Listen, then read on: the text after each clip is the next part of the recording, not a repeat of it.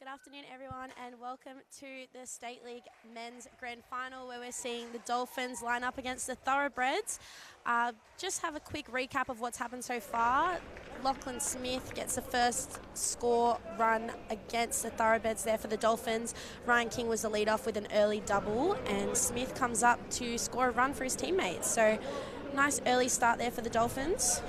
I'm Amber Frost, by the way, joined here by...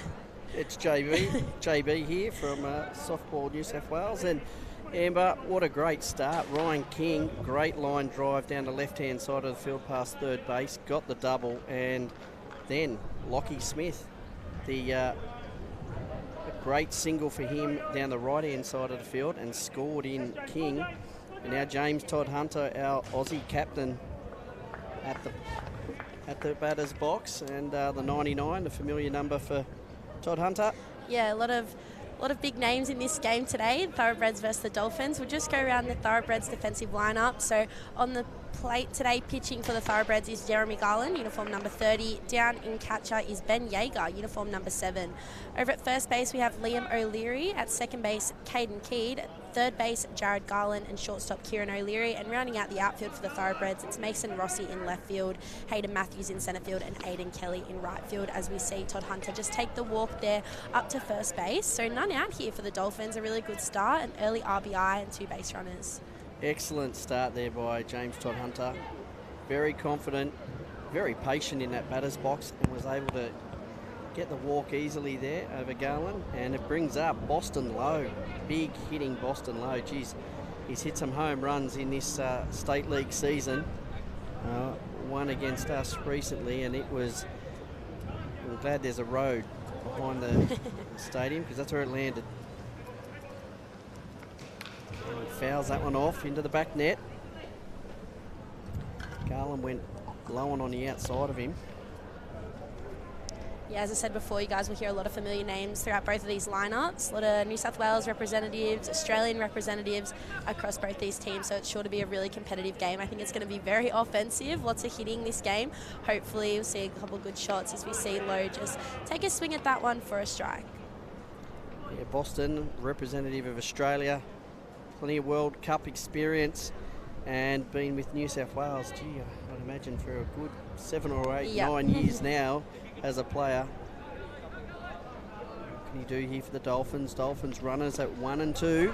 All ball down. Gets away from the catcher, Yeager. And the runners will advance from 1 to 2 to 2 to 3. So Dolphins now, no out. Runners at 2 and 3, and already 1 run scored in the top of the first here of the State League Grand Final for the men.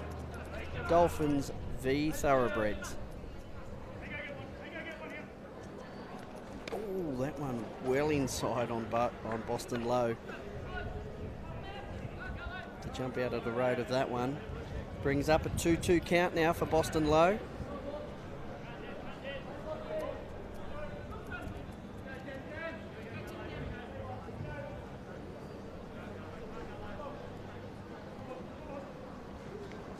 And that one down and on the inside. Gear side says ball, and 3-2 becomes the count on Boston Lowe.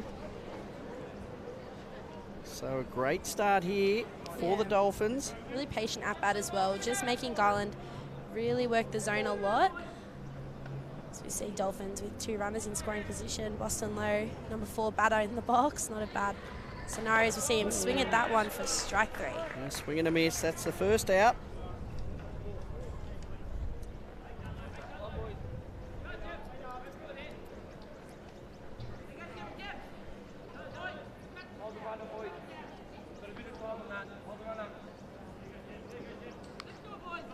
Brings up James Darby, the very experienced James Darby.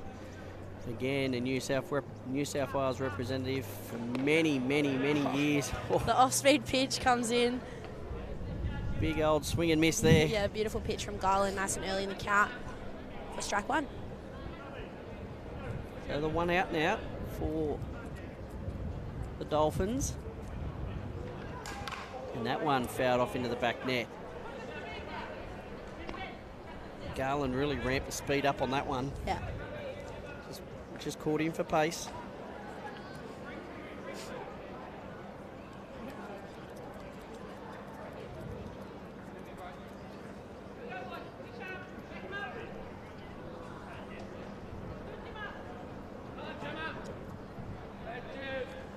Garland now gets himself set. And goes off speed again. Oh, Darby. Diving effort. You're going to see. He's going to see 2 RBIs off what realistically is an infield single. So nice diving effort there from the shortstop for the Thoroughbreds, but not able to get that one down. So nice little 5-6 hole shot as we see James Darby call time. He wants a DR. He's done his job, scored 2 runs. Yeah. Back to the dugout, bring out uniform number 22, Riley Sutcliffe, for a bit of speed around the bases. So yeah, really nice early lead for the Dolphins, 3-0, but obviously top of the first, so still a long game to go. So we're going to see number 18, Mitch Brownlow, into the box. High pitch, kickoff attempt. Sutto is a very sharp, quick player around the bases, so he will be looking to advance quickly. Brownlow, geez, the batting lineup continues here for the Dolphins. They're very deep. A lot of experience. See that one fouled into the catcher there. So ball 1, strike 1. Sutcliffe still on first base and only the 1 out. A 3-0 start here for the Dolphins. It's a great start to the top of the first innings.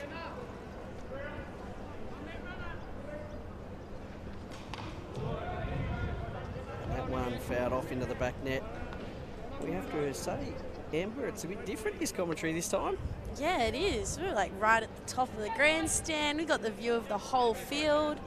We've got cameras in all angles, thanks to Spacequake Sports. Yeah, beautiful day out here too. Barely any wind as we see Garland go down the outside edge there for strike 3. That's a beautiful pitch. That was a great pitch. Yeah, worked the zone really nicely, went up and inside and then straight back to the outside edge, getting the swing, and that's the second out there for the Thoroughbreds. So the Dolphins bring up McLean Lowe. Again, another well-known name, just power hitter after power hitter after power hitter in this lineup. So they'd be looking to do a bit more damage here if he can. So you see him foul that one back. Riley Sutcliffe getting a nice lead on first there. I wonder if we're going to see a steal attempt here. Well, it won't surprise me. Definitely try and push the runner here. Just test your limits. Yeah, 3 runs on the board, you know, nice early lead. Why not give it a crack? Oh, it's a good piece. Nice shot. Oh, super diving catch from the Thoroughbreds left fielder Mason Rossi. Yep, Mason Rossi, what an outstanding catch. Yeah, take a bow. He tracked that one well in. I thought that was going to hit the grass before anyone got there, but dives out, fully laid out for it, grabs it just before it touches the grass. So beautiful play there, and that retires the Dolphins lineup. Not before they score 3 runs though. That's a fantastic start by the Dolphins. Dominant. They're batting. Earlier today, they beat Tropics to get here, 13-6. Wow. And of those runs, I think 9 were home runs. Yeah. So they can really hit this Men's softball, it's always a batting game, isn't it? It's always a very offensive game. Who can hit the ball out of the park more times than the other team. So it's good to see the Dolphins getting a nice early lead. Couple singles. Nice little double there for Ryan King. So good early start, and they lead 3-0. But the Thoroughbreds, I'm sure, are going to come out and do a bit of hitting of their own. The Thoroughbreds are a wealth of batting lineup, and obviously Hayden Matthews at 4. Hayden being one of the world's best batters and definitely Australia's best batter out there. Playing centre field. Yeah.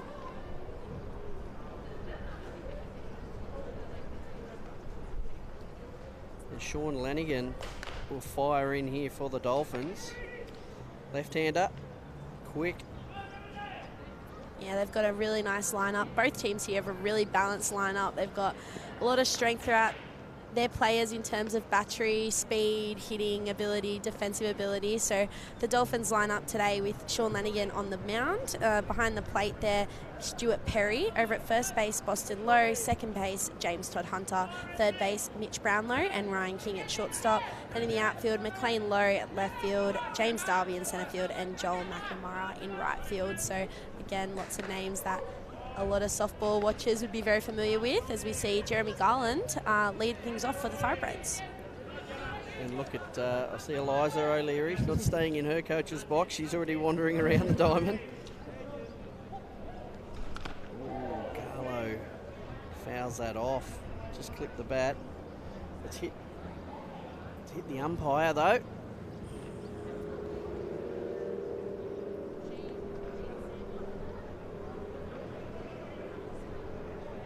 Leanne says she's fine. The ball just, I have to admit, I was umpiring yesterday and I got a foul off a bat and straight into the shoulder, and it certainly does hurt. Stu Perry just calming things down there for having a quick chat to Lanigan. 0-2 is the count. 2 strikes on Garland, and that one outside doesn't tempt him at all. Yeah, nice pitch, just down the outside edge, maybe a little low, so well left by Garland there.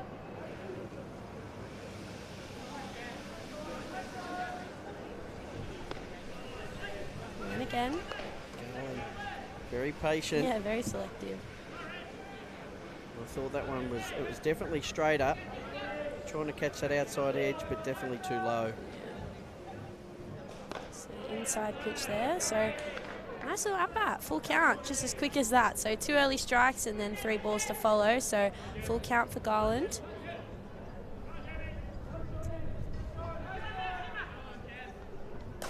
Ooh.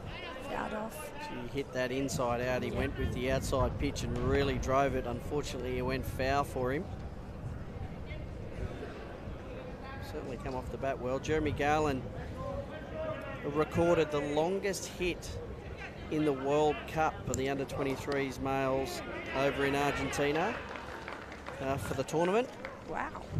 It's an impressive start. He came in, he hit the ball over left field. It went over the left field's head, it went over the left field grandstand and left the park and landed at the edge of a highway behind the facility.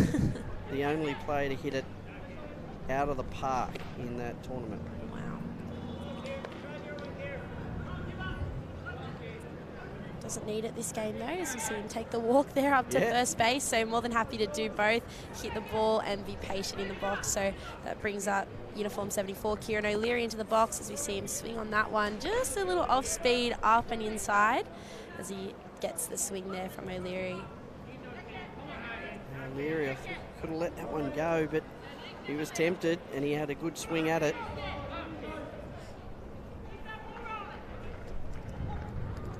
Oh, nice piece, but McLean Lowe. Yeah, all over it. Oh, this could be a good double, and it is. Wow. Garland took too far of a lead, and McLean Lowe, a one-hop throw all the way to Boston Lowe. From left field. He tracked that ball in the air really well. Came in, took the out, just saw his opportunity and took it. Well done to Boston Lowe as well. Little brotherly out there between the two of them. Gets the double play for the Dolphins. So Thoroughbreds not in the best spot right now. Down 3-0 with 2 early outs. We'll see if Liam O'Leary can start things off for them and give them another base runner. Well, again, that was a beautiful pitch to that outside edge on O'Leary. Liam O'Leary up now. That one too wide though.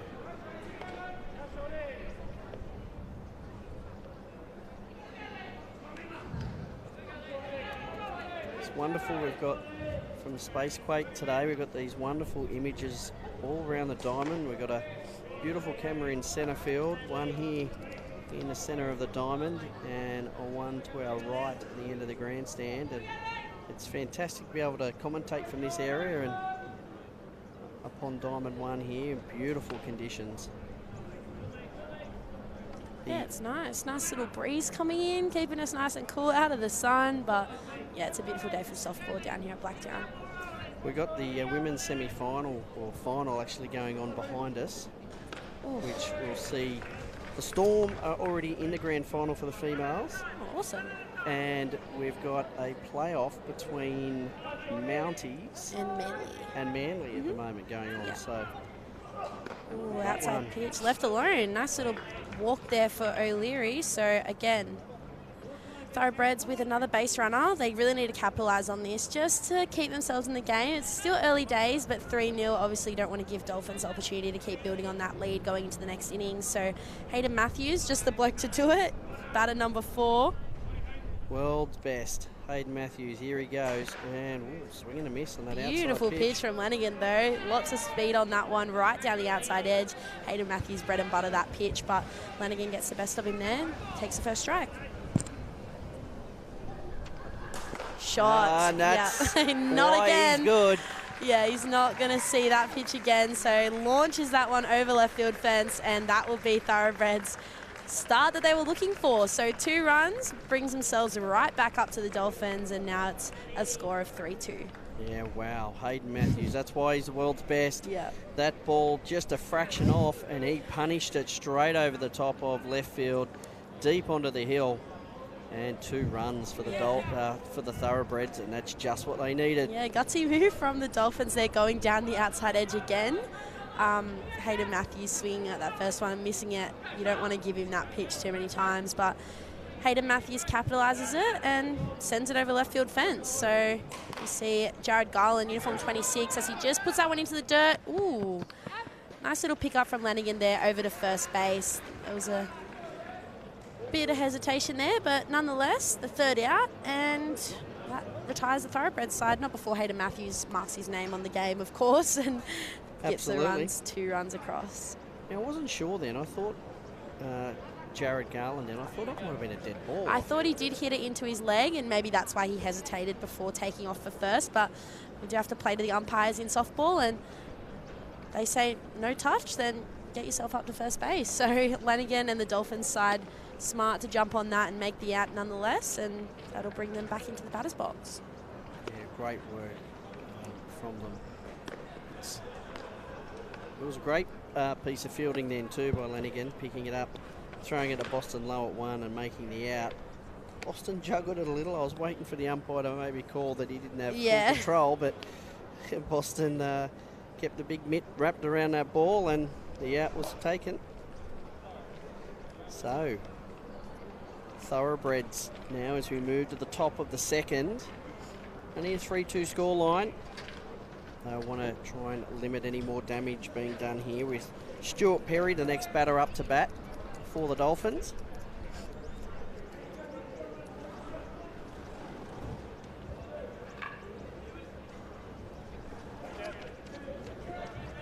And he'll be followed.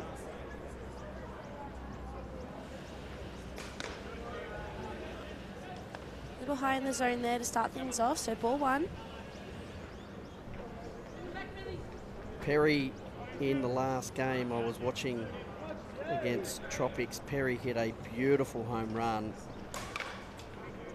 He has been batting very well.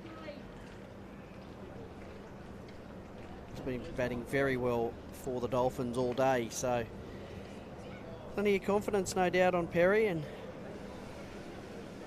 we'll be looking to get a good lead off here for the Dolphins in the top of the 2nd.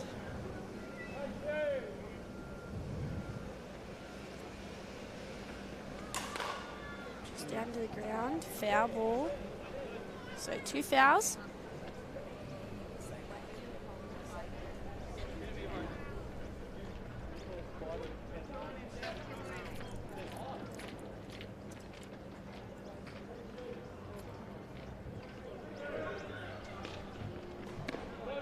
Oh, that's a good strike out there from Garland, that pitch.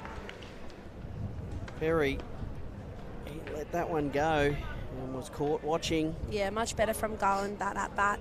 Moving the ball around and just making Perry work for it a little bit more, and gets himself the reward of a K2. So Sean Lanigan into the box now.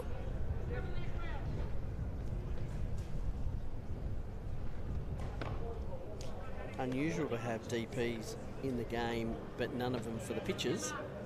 Yeah, exactly right. Well, I mean, when you have pitchers who can bat as well, why would you do it? Like Yeah, Jeremy exactly. Garland and Sean Lanigan both been around the sport for a long time, know how to handle themselves on the mound and in the box. As we see Lanigan sky that one into centre field, but Hayden Matthews. Wow. He's caught 100 of those sitters before, so just takes that one nice and easy. Takes the first out there.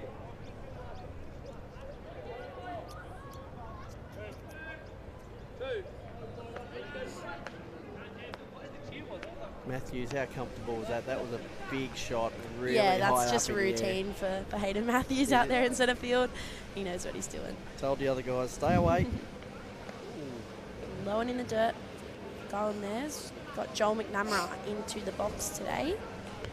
No, back to Ryan King. Joel's the Oopsie. DP. Joel's, that's Lockie Smith's batting for him. So we're back at the top with King up.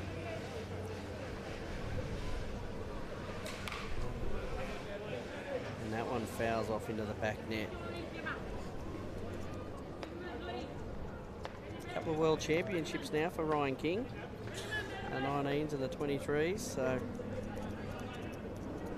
extremely good batter.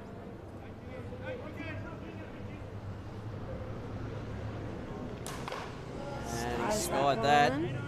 Bit of confusion between the second baseman and the first baseman. Ooh. I think he's got a bit of sun luck. damage, yeah. It's a little disappointing, but yeah, the sun just gets in the eyes of Caden Keed and first baseman. So sorry, Liam O'Leary. Should probably know that one. And they're not able to make the out on that one. Would have been a nice, easy out for the Thoroughbreds, but they bring Ryan King back into the box on a foul ball. And I tell you, you don't want to give Ryan King too many opportunities, so let's see, Garlow can do the job here. That one fires it low. Doesn't induce King, so 1 ball, 2 strikes now. King, 2 outs. And the score still remains 3-2. Dolphins over Thoroughbreds.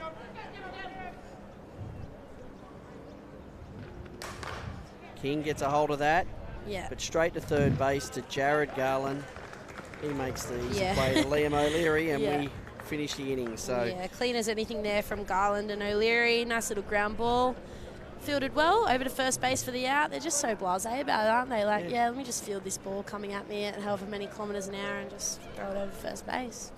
And they do it quite comfortably. Yeah, they do. So that's still the score there, 3-2. So bit of a change there for the Dolphins. 3 early runs, but not able to get any on the board that innings. The Thoroughbreds do a better job out in the field, and Garland on the plate, not giving the Dolphins what they want in the box. So we'll see the Thoroughbreds batters come back out and hopefully try to build on this score.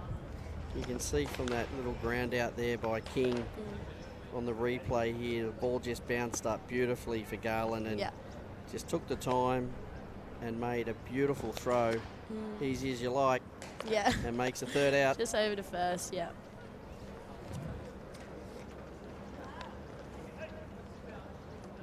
So Ryan King, he's no slouch either, so he was really motoring from the batter's box up to 1, so that goes to show. Well, now Thoroughbreds 3-2, Dolphins lead, but now we go into the bottom of the second, and can they drag back a run to level this score card back up? Oh, beautiful pitch. Nice little curve there, come down the middle of the zone.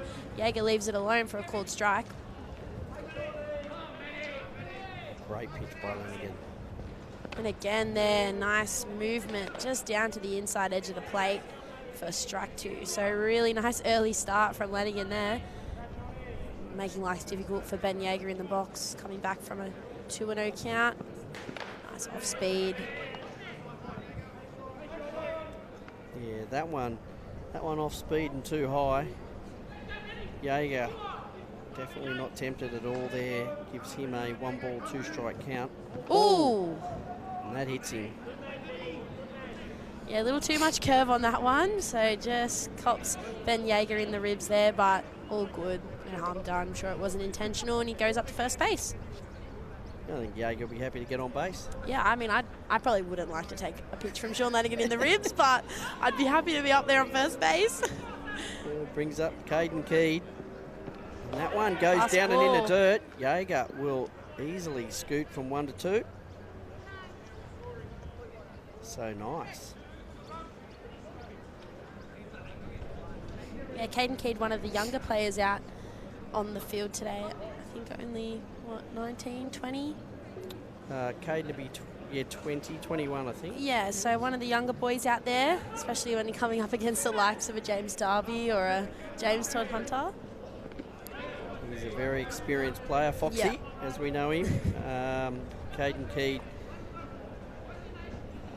played Open Men's last year for the first time for New South Wales and won the national championships with the Open Men's and been part of the 23s, I think, for the previous year or two as well. So, and he's got plenty more years in the 23s as well. Yes. And Opens. Bit of a sibling, you know, prodigies there. Him and his sister Inika. Yes. Also in the Softball New South Wales Pathway program. So rural girl and boy, I think, out from Orange Way. Yeah. Yep. So good to see them down here playing in the state league, and especially with their talent that they've got, they bring a lot to the sport and help everyone else improve. So love to see that for Caden and Inika. Yeah, Inika just come back from Canada, playing for Australia over there. Yeah, wow, super talented family. Mum and Dad be super proud. Oh, beautiful pitch. Got that outside corner beautifully then, Lanigan. He's really firing, Lanigan, in this game. He's actually pitched an earlier game as well, so, you know, he's not super fresh. Yeah, but no. I'll tell you what, he's doing a magnificent job. Just in the dirt there on the inside. So Caden Keed goes up to first base, and this is a way better start for Thoroughbreds. So obviously scoring the 2 runs in the first innings, but this is really good. None out and 2 runners on. Mason Rossi, that left field diving catcher into the box here, see if he can back it up with a nice little hit of his own. It was a wonderful, absolutely wonderful catch there at left field, that catch from Rossi. Definitely a highlight reel catch. Yeah, Mason. I think he held off just so he could dive. I think he should have taken it standing up. Rossi now trying to score these runners around. Beautiful pitch. Yeah, wow. You can see Eliza giving him plenty of encouragement down there. Yeah. She's just about down in the batter's box with him. She's just about in the box herself. I love that she gets so into it. It's always good to see the coaches passionate about the sport, as we see the bunt attempt there, but called for a strike. Yeah, he did go at it, so strike is the right call. There's the familiar term from Eliza, keep our ball rolling here, she says to Mason Rossi. Ooh. Big swing and a miss, but that he goes down swinging. K2 there for Lanigan. It brings up Aiden Kelly, another one from Orange. So 1 out for Thoroughbreds, runners on first and second.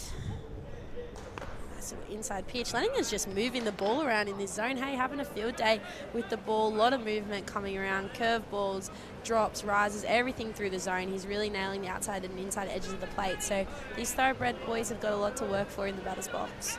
They certainly do. That, Speeding up. He's not getting that one in the zone. Every time he goes to the off speed, it just seems to be floating high. Enough for the batters just to straight away check and lay off it. Yeah, he'll get one of them eventually. They'll chase it, I'm sure. That one definitely wide of the plate for a ball. So 2 balls, 1 strike on Kelly now. Only the 1 out for some Thoroughbreds. Kelly. Shot. Oh, just foul. I think we both thought that was just going to land in the field of play down that right hand side, but it just tailed foul by a metre. Kelly. 2 and 2 becomes the count. 2 balls, 2 strikes on Kelly. Jaeger trying to give him a read there at second base. And he fouls that off. stay alive.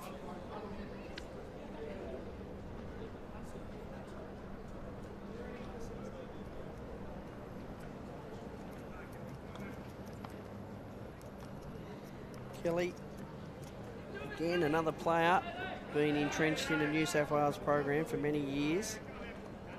Under the 23 squad for a few years now in the New South Wales program. And again, fouls that off and just about takes his batter on deck out.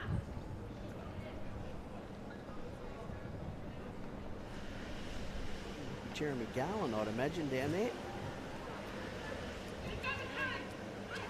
Hangs in here. Oh! Got him on the outside, Yeah, Lanigan there's again. that off speed into the outside, so retires Aiden Kelly there. And we're going to see Jaeger come off as the catcher. Yeah, catcher runner rule. Aiden Kelly will go out to second base. So 2 outs for the Dolphins. And back to the top of the lineup for the Thoroughbreds, uniform 30, Jeremy Garland, lead off into the box. So base on balls in his last at-bat. He'd be wanting to get a nice piece after being part of that double play. That put him back on the bench, so...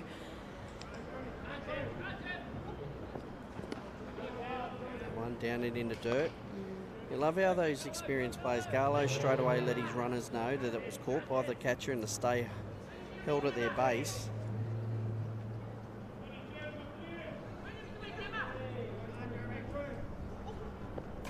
And that one fouled off up and over the top of the stand.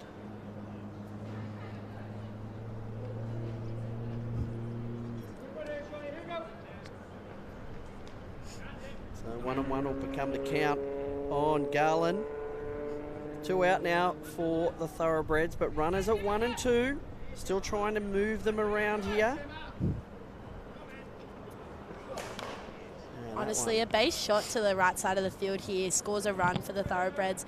The men's softball game has just gotten increasingly faster over the years. Hey, like the base runners, everything moves at a million mile an hour. So any ball through the infield is scoring a run. Anything passed into the outfield, definitely scoring 2 with a bit of speed on base in Caden Keed and Aiden Kelly. So Garland looking to make a bit of contact here with the ball and just put their team in a little bit better of a position. Again, fouls that off. He's got such quick hands, Jeremy Garland, when he swings that bat at the ball. And Lanigan and Perry doing a great job. If you'll notice, they're keeping everything high in the zone. They do not want to give anything in Garland's sort of power hitting zone, which is right really anywhere, to be fair, known as a good batter. So keeping everything high, making Garland work for it. That's why we keep seeing him sky those foul balls back into the back net. That one just outside and nice and patient, left alone by Garland there. Yeah, held right off that one, Garlow. It was a good job. Excellent. So that'll make it a full count. And Garland,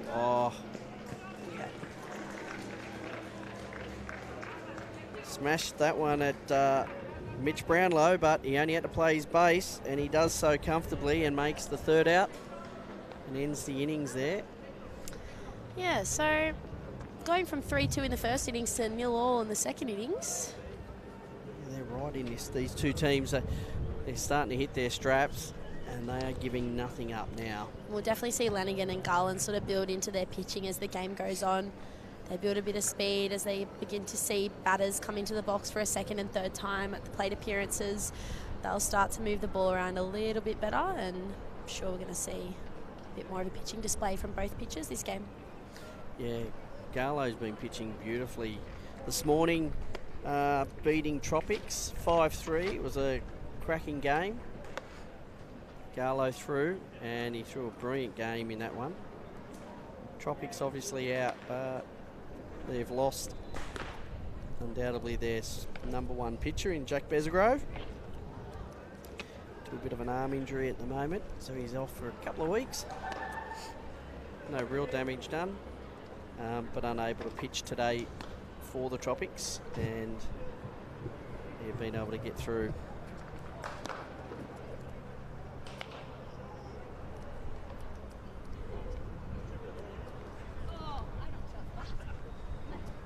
It'll be a Lockie Smith, the DP, first up the bat here for the Dolphins. Lockie last time got a nice line drive between first base and second base out to the right field for a single, and importantly scoring an RBI of Ryan King at the same time.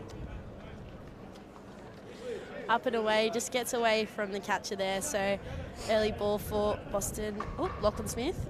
Yep. Lockie Smith. So ball one. Ooh, turned hard on that inside, just fouls it down the right side of the field. So 1-1 count. Certainly did turn hard. He got it. He's gone foul though, thankfully, for Smith.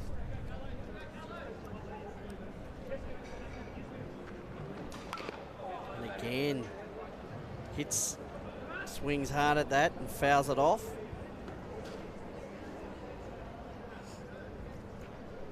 Smith, representative plenty of times for the New South Wales 23s and 19s, and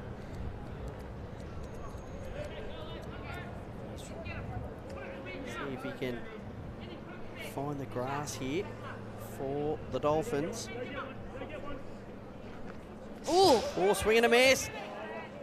Unlucky for Lockie Smith though. That ball has come off the back net. Perspex on this diamond is a blessing and a curse sometimes. It's a blessing if you're the fielding team and a curse if you're the batting team. So well done to Thoroughbreds catcher Ben Yeager. Just took that one on the bounce back off the Perspex and fires it up to first base for an out. So you see a smile on a few of the boys' faces. They know they just get away with murder pretty much. Definitely, poor old Lockie Smith thought he had a chance for a moment. And then he saw that ball whiz past his ear and he was 3 metres from the base. Yeah. He's thinking that Perspex. No. Yeah. Brings up the Australian captain for the Open Men's, James Todd Hunter. And what an honour it was, no doubt, for James to receive that World Cup, winning the Open Men's last year in New Zealand for Australia. Ooh, nice little pitch there. Left alone for a ball. Patience is unbelievable of James Todd Hunter. Yeah. The ball has to be, he makes the pitcher pitch to him. Yeah. He doesn't try and hit what the pitcher's throwing. Yeah, and you see that with a 3-0 count here against a pitcher like Jeremy Garland, and that one's high and left alone for ball 4. So Todd Hunter takes his second walk of the game. So 2 walks from 2 at-bats. So you see time called as Yeager just goes out to talk to his pitcher, just relax things a little bit. Only 1 out, and a base runner for the Dolphins. So we will see Boston Lowe come into the box here. K2 in his last at-bat. Yeah, it was a K2. It was he took a long at-bat though. Yeah, I'm feeling a hit this one. Yeah. I'm feeling a nice line drive or maybe something a little more from Boston Lowe. So a runner on first base, only 1 out. One of the previous games, I think they're still trying to find the ball in the semi-final.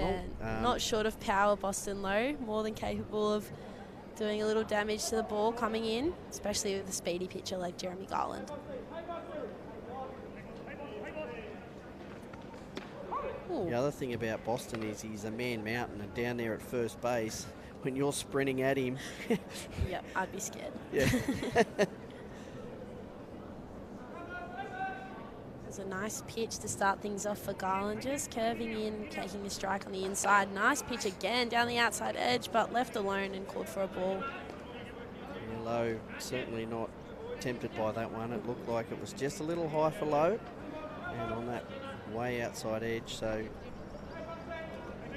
being very smart here. Ooh, that one he went hard at, but fouls it off. Yeah, just a second late on that pitch.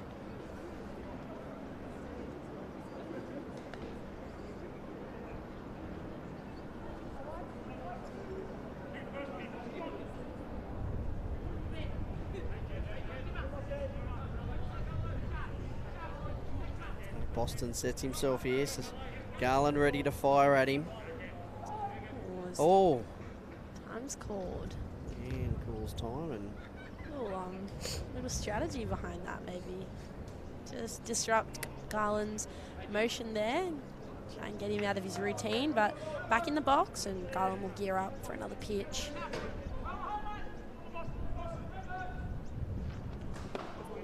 He fired that one in, didn't he? Wow, that was quick from Garland. Just low though. Unfortunately, not a strike. Too low for low. It's not my best work. Oh, up and away. Todd Hunter will easily get from 1 to 2. And Boston now takes the full count again. 3-2. Now this was the pitch last time. Garland went quick to the outside and got him swinging and got him on the K2. Yeah. Will he do the same again here?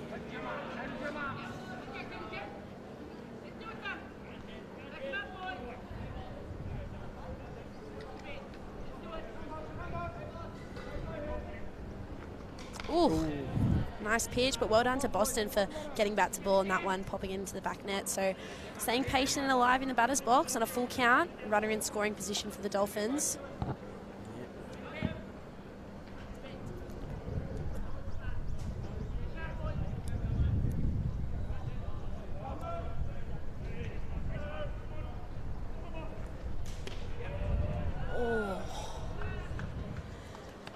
Called for a ball there. Garland goes down the middle and low in the zone, but umpire says no strike. So ball forward, and Boston Low will go up to first base. Nice patient at bat from Boston Low to give Dolphins another base runner in the top of the third innings here. So James Darby into the box with his 2 RBI single to left field from his last at bat. So will we see the same thing here? Another 2 runners in scoring position. And a fly gets the best of all of them. Leanne had to call time, and James had to call time. They're all waving the flies away down there.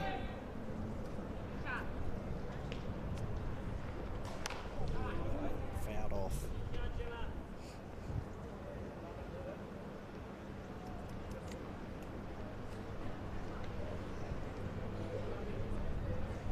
Darby leaves nothing in the tank when he goes to throw his hands at the ball. Yeah, a lot of experience for James Darby in games like this and softball in general.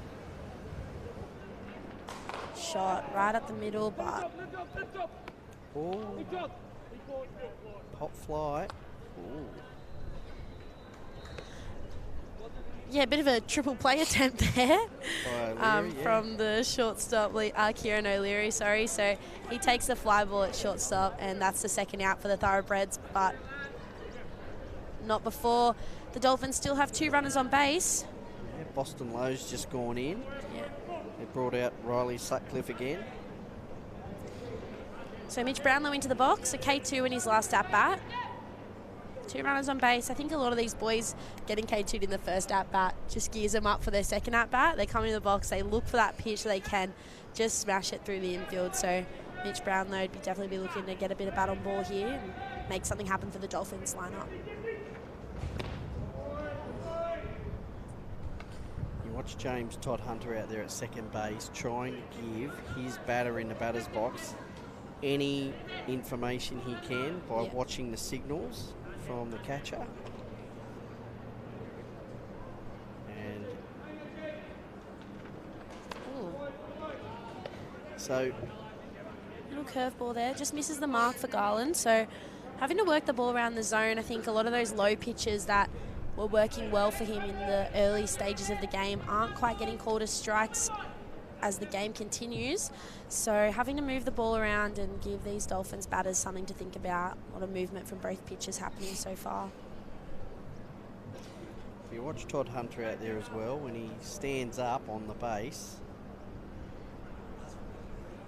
the balls are going down, and when he stays down on his knees, the balls are going up. So ball though just about hit the feet. Yeah, no, definitely got away from Garland there. A lot of speed behind that pitch, but inside and narrowly avoids the legs of Brownlow there. So 3-0 count here. It's a good spot to be in if you're Mitch Brownlow. for Carlo. Runners on, 1 and 2. Beautiful pitch. Oh, High, says the umpire.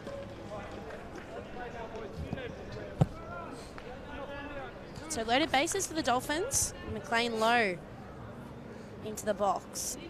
Flew out to left field in his first at-bat, but more than capable of hitting the ball, McLean Lowe. Yeah, super strong. Yep. Major power hitter here, so loaded bases. Strong batter in the box, but Thoroughbreds with 2 out. Shot, as we see. That is hit hard, but Kelly goes. Taken. No, Rossi. Well done. Mason Rossi, that would be at left field. Yeah, McLean Lowe staying consistent there. Another fly out to the left fielder, but Mason Rossi takes it comfortably out there and retires the Dolphins side for another 0 runs. That's excellent from Garland when they had loaded bases Yeah. there to dig them out and get 3 and outs. shows faith in his team as well, because that was a hittable pitch, a very hittable pitch. Yep. So to have the confidence in your team to just throw that pitch in there and know that your team's going to have your back, yeah, it must be pretty comforting for a pitcher. So that will bring the Dolphins back out onto the field, and the Thoroughbreds get their chance to put some more runs on the board. I think Jeff Lowe's ruining a couple of the chances there, but he's got a very experienced team. They'll keep on plugging away here and fighting hard. They still lead 3-2. Thoroughbreds now a chance to try and level this up as we move to the bottom of the 3rd. Up to bat, Lanigan again as he remains in the circle. And Perry behind the dish.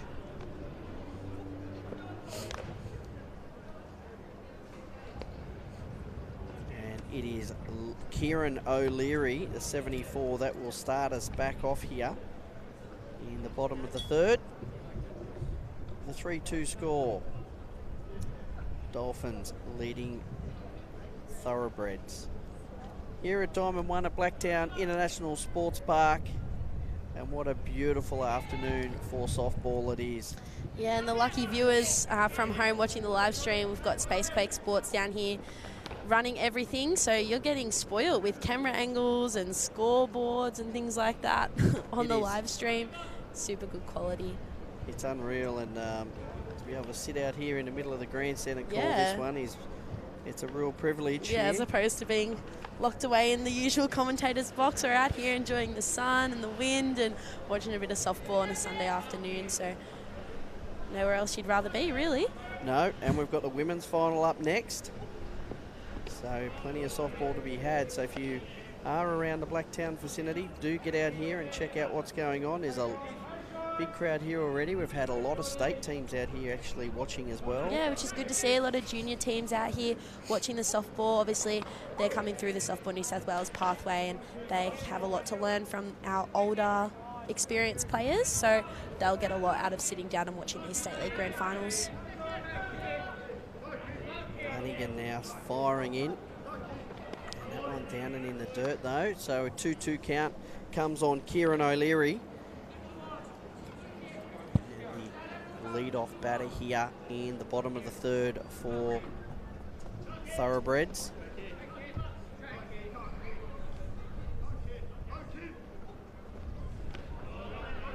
Kieran O'Leary, very experienced player, played for Australia and it's done extremely well. He fly out to 7 in his first innings. What can he do here? Well, he'll get a walk. And happily get down to first base to bring up his brother Liam O'Leary. Yeah, so a nice start for Thoroughbreds. Runner on first base off a walk, and Liam O'Leary going into the 3rd hole spot for the lineup. We're going to see at batters 3, 4, 5 come up as that one's into the ground. No double play attempt made. We just take the out at first base for the first out. So fielded cleanly by Todd Hunter there at second base, makes the play over to Boston Lowe. Takes the first out, but Thoroughbreds with a runner in scoring position, and Hayden Matthews, the guy to do it in the box again. Yes, I wonder if they might walk old Hayden, but we'll wait and see. What I love then about James Todd Hunter on that pickup, he picked it up, looked at 2, the player wasn't there to be able to make the play, and comfortably turns around and throws him out at 1. Yeah. There's all the time in the world. And now home run hitter, Hayden Matthews. And Yeah. that one goes inside and he fouls it off. And that's where these junior players can learn from players like James Todd Hunter, not even being out there on the field, but just watching him as well. Like, having the knowledge to field that ball and understand the timing of how much you've got in terms of making a play at 2 or getting the out at 1 to do the right thing and make the right decision for your team. So experience showing through there for Todd Hunter. And Hayden Matthews still in the box as the ball gets away from the catcher there. And O'Leary goes down to third. So even better for the Thoroughbreds. Runner in scoring position on third base. Matthews in the box and just the 1 out. Very smart from O'Leary. As soon as that ball hit the dirt, the lead was large. And as soon as Perry had to turn, he capitalised. Outside edge. Yeah, very aggressive base running from both teams, and that's pretty consistent throughout all the teams in the state league competition, men's and women's. Something that's become a really key and crucial part of the softball game in the past couple of years is aggressive base running. Beautiful shot right at the middle, fielded well across to first. That will sit Hayden Matthews down, but not before he gets that RBI. O'Leary crosses home plate and brings the score up to 3-all. Yeah, I'm watching Lanigan there. He leapt off on that one, and he just grabbed his hamstring, and now he's limping, and he's holding it again. Yeah, just a little bit of a moment here. They'll take the time, just see if he's all right. At this age, they're pretty good to just decide whether they're all good or not. So he'll take a second, stretch it out a little bit. So Matthews gets another RBI. Yeah, Ryan King fielding that one really nicely. O'Leary just speed to burn from third base. He scored before the ball was even over at first base. So King fields it, makes the out. It's 2 out now, but Jared Garland into the box.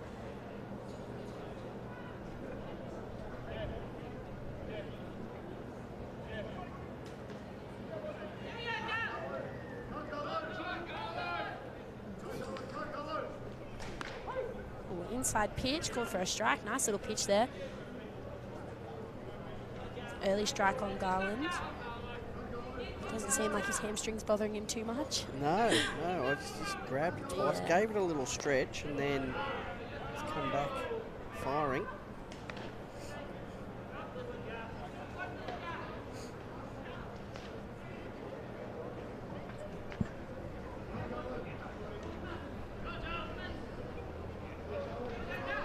Perry gives a signal. And that one up and away again. Garland not tempted at all. That off-speed up pitch again.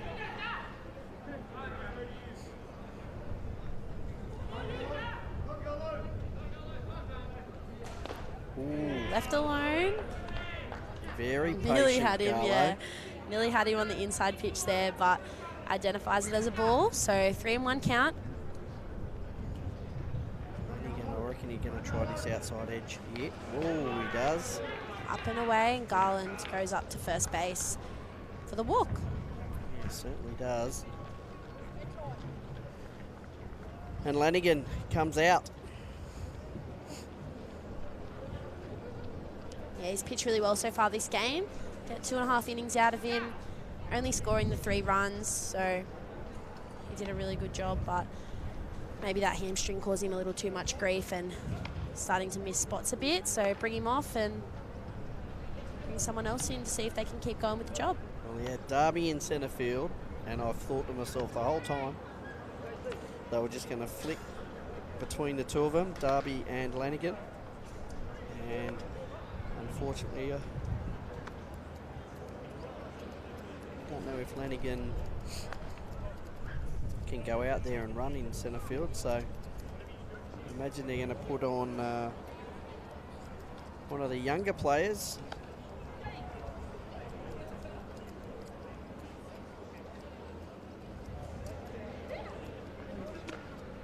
Darby starts winding up.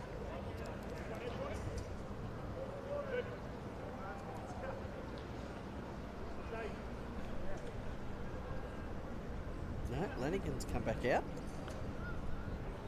Maybe just a water break. Maybe, yeah. They fooled us all. Darby thought he was going to have a pitch. I think Boston Lowe thought he was in for a minute. But Lanigan comes back out and says, sorry boys, I'm right again.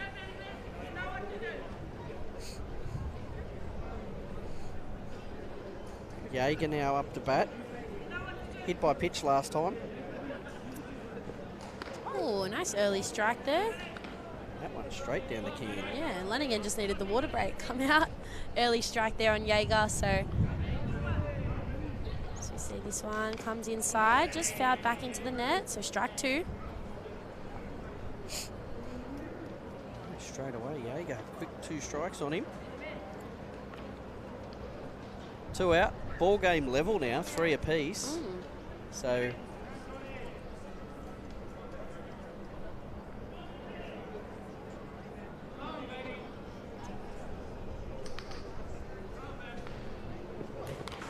and again. Swings hard. Nice pitch from Lanigan there. Jaeger not able to quite make the contact he was looking for and just fouls it into the back net. So 2-0 count.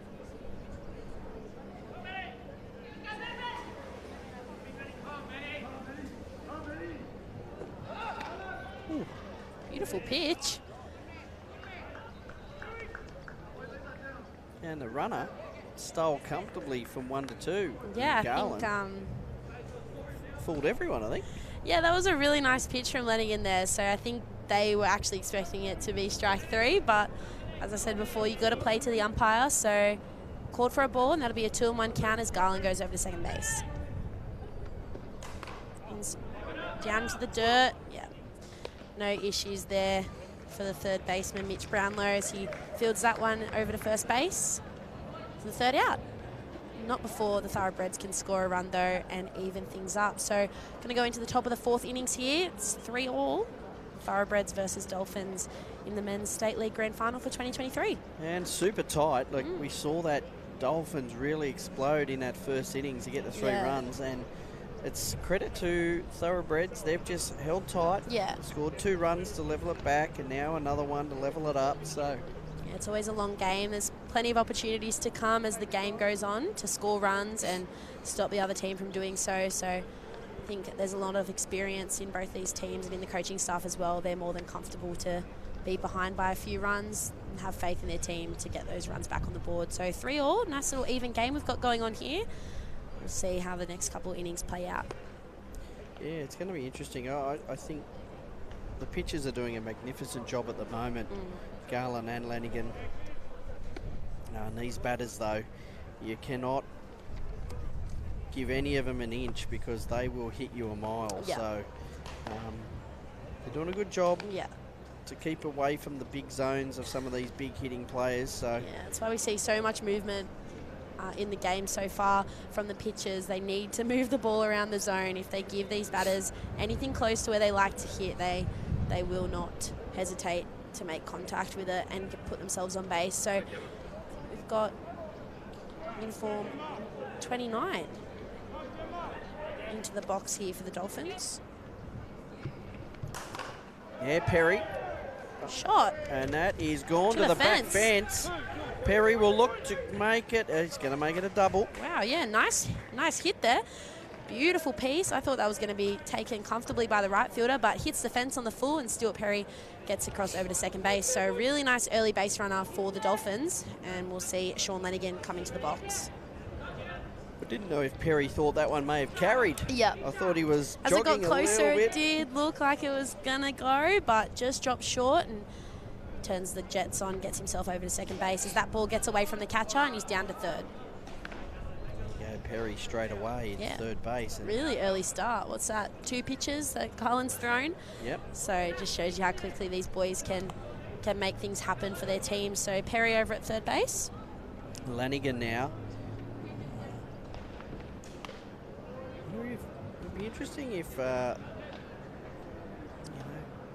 Lowe calls a sneaky play. Never know, a late bunt or something here, but no, Lanigan's hitting. That's gone all right. up. Ooh. Matthews is.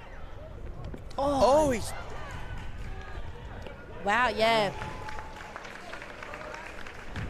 Perry does not need a second opportunity to get home. No, speed to burn, Stuart Perry from third base, so he takes that one. Hayden Matthews had to cover a fair bit of ground from centre field there. but not able to hang on to that one. He come hustling in from deep centre field. He covered all that ground, nearly took it on the diving catch, but not able to hang on to it. The umpire calls no catch, and Perry scores. So none out. Bit of confusion happening. What's going on here? I think maybe Lanigan thought Matthews had taken that fly ball. Yeah. But no, definitely fell out of the glove there. So Lanigan should be over on first base. He walked off the diamond though, got out.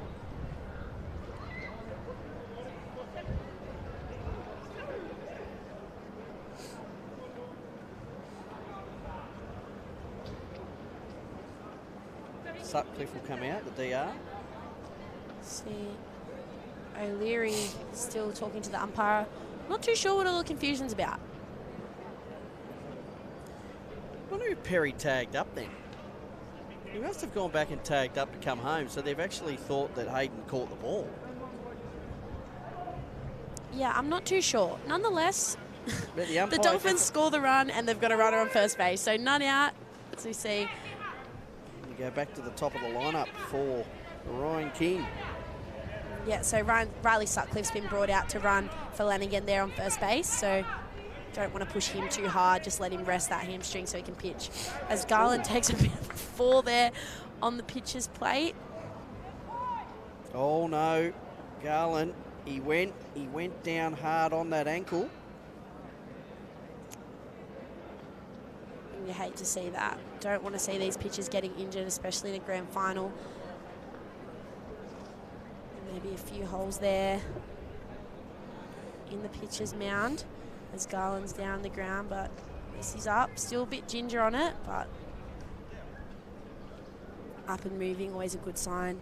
Yeah, he went down hard. Just as that front foot come weight bearing on him, it just went straight from underneath him.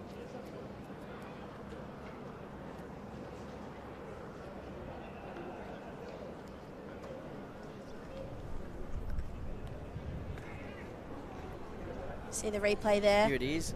Oh! Ouch! Yes, that left ankle seriously bent to the left terribly on him as he put a lot of weight on it.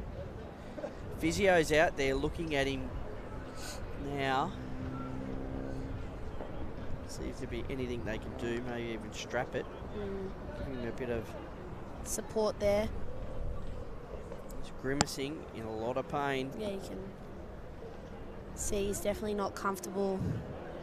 Caden Keed, Foxy's just ran in. He might be getting his gearing up, pitching glove. I think Garland knows that something's not right. You see the hands go to the face there. He's a little concerned. See the replay again. Oh. Yeah, just gave out on the edge there, that left ankle.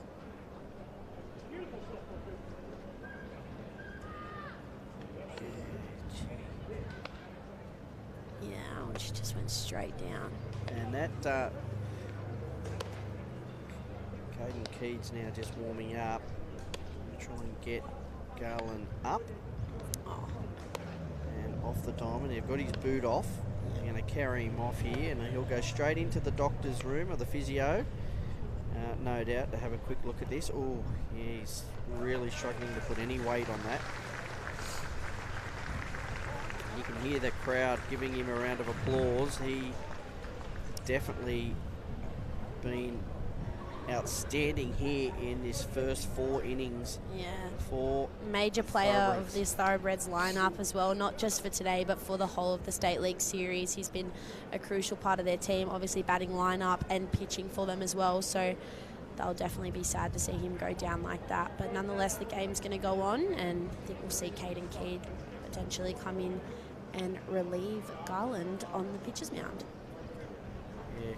Keed's no slouch either. He can really throw hard, so he will definitely come into this game and start to fire. He's pretty fresh. He hasn't had to throw much at all today. Yeah. And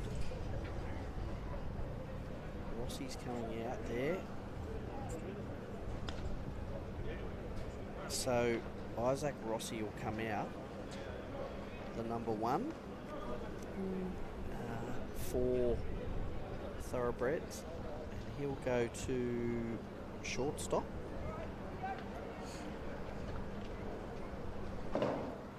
Where Foxy was. He'll go to second base. Caden Keed, sorry. Yes, second base he'll go to. Yep. Kieran will remain over there. So we're going to kick things off straight away here. So Caden Keed onto the mound for the Thoroughbreds. None out. Dolphins already scoring a run so far this innings. And a 1-on-1 count.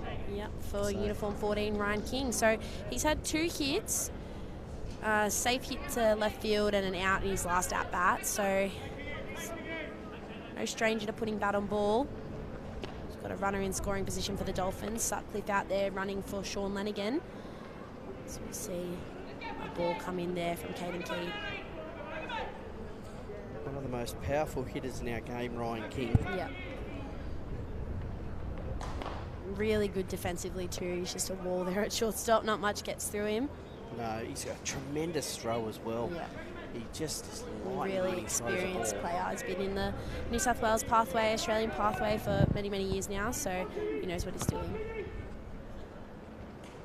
Keed, nonetheless, though, puts one on the inside up high, swing and a miss from King, and Sutcliffe will get down to third base.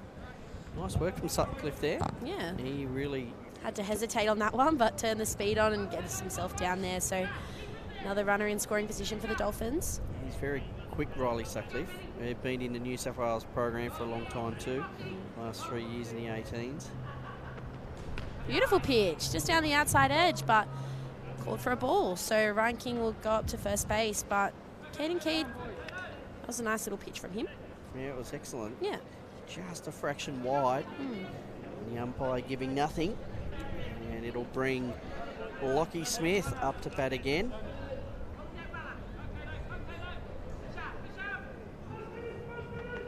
Shot. Double play attempt. Ooh. Good try by the Yeah. Thoroughbreds.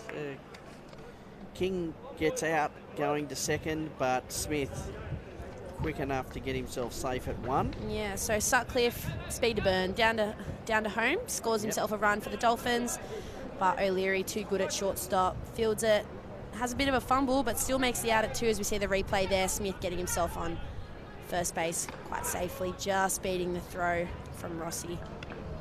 And James Todd Hunter again. First pitch, lets it go inside, ball number 1 for him.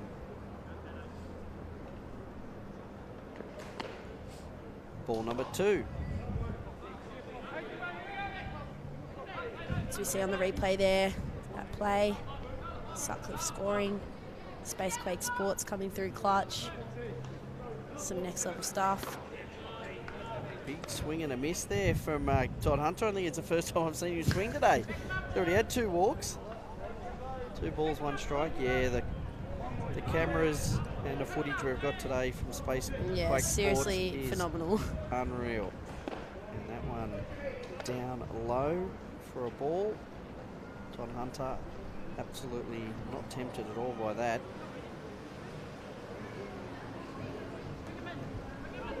Wonderful images here. Yeah, Softball New South Wales have done a great job with State League this season.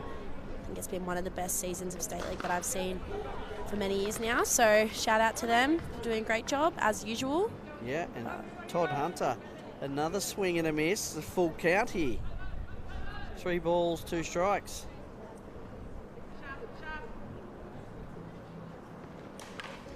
And fouls that one off.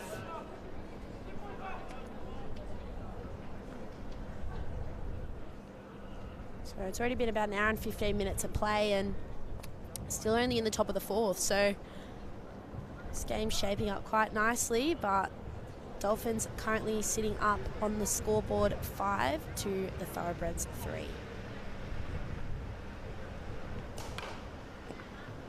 That one fouled off down the first base line. Full count for Todd Hunter. Blowing bubbles. Very casual, State League Grand Final, blowing bubbles in the batter's box. There. When you're that good at softball, I guess you afford yourself the luxury to do these types of things. Yeah. I have to be laser focused in the box, and sometimes I still don't even hit the ball. And he'll Beautiful pitch. And he'll get a third walk. How does he do it? 3 from 3 walks, but that pitch looked pretty good, but nice patience from Todd Hunter. Takes that one for ball 4. So Caden Key doing a good job on the mound for Thoroughbreds, but Dolphins hanging in there. 2 runners in scoring position, only the 1 out for them so far. Amazing there, and Boston low now. Ah, ball, that's hit hard.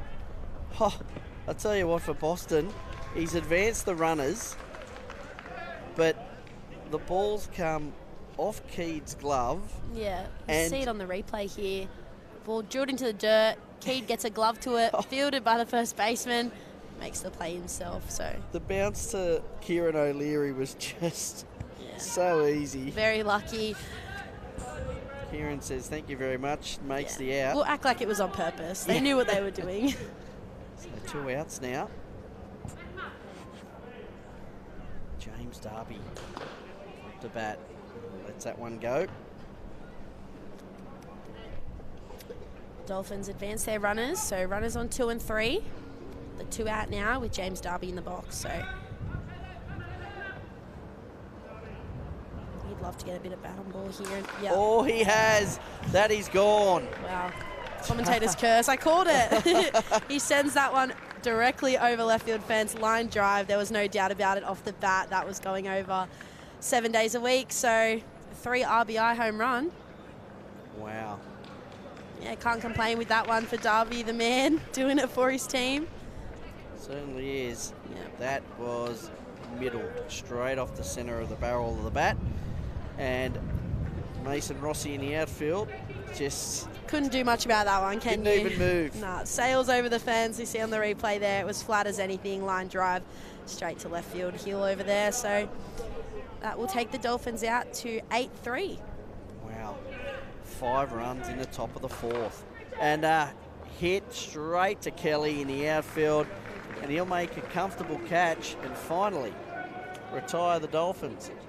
Not before them scoring 5 unanswered runs in that one. And that's what we mean about the game being such a long game. 3 runs in the first innings, none in the second, none in the third, but then to come out and put 5 runs on in the 4th innings, it's a really patient game, and the Dolphins have done a really good job there. So James Darby, though, I'm sure I saw him eating a meat pie before the game too, so bit of home run fuel. It must work. Yeah, James, stick to maybe it. that's the trick. Yes. Well, Lenigan's still back out there, so that hamstring, he's still been able to manage it. Yeah, the Dolphins put themselves in a really good spot here. Up 8-3, they have 5 runs to play with there in their lead, so still got a bit of work to do, obviously going into the bottom of the 4th, but they'd be wanting to hold the Thoroughbreds at bay here and just keep them to little to no runs this inning so they can go back out and build on this lead. These beautiful images we've got here you can see in on these the cameras. live stream. Stunning day for it. Not too hot, nice breeze. Great images of the whole field, which is fantastic for us.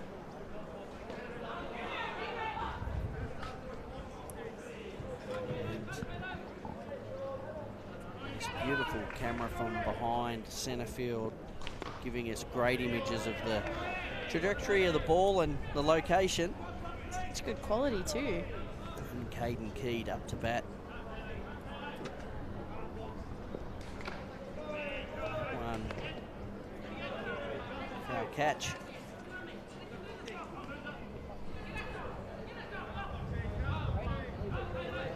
Blacktown Council, we thank them very much for the preparation of these diamonds for our State League final. They've done a magnificent job. The outfield is spectacular. The infields are looking awesome. And everything's been going great. Fielded beautifully. Comfortably there by Mitch Brownlow. Yeah, takes that one just on the hop over to first base for an easy out there, but Nice little hit from Caden Keed. Good piece of the ball, but again, coming up against these professionals, they make it look so easy. Like, that's not an easy play. Yep. Carries it off to the left, fields it well. Not for us. No, well, yeah, exactly right. Maybe for them. Good catch by Perry, high and wide. Mason Rossi lets that one go for a ball.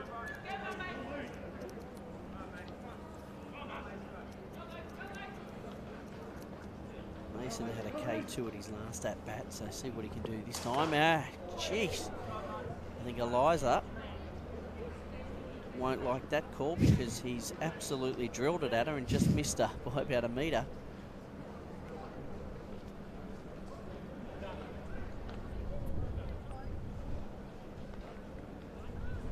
So that's a 1-1 count now for Rossi. Jeff Lowe goes out. Lanigan again is limping around out the back. I'm not sure if he's going to last much longer here, Lanigan.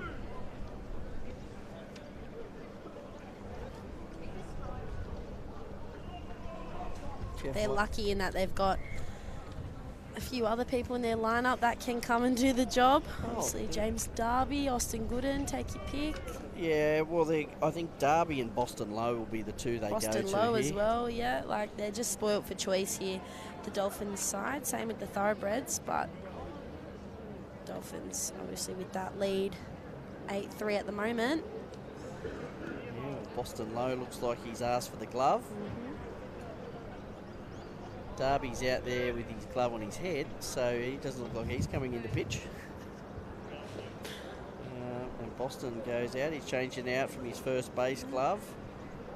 Shake of the hand. Come off, yeah. Yeah, Lanigan, yeah, he's been limping for an innings or two now. Yeah. So we'll see maybe Lanigan go to first base. Yeah, just do a straight swap. 1-3, 3-1. Yeah, it looks that way. He's certainly stiff in that that left leg.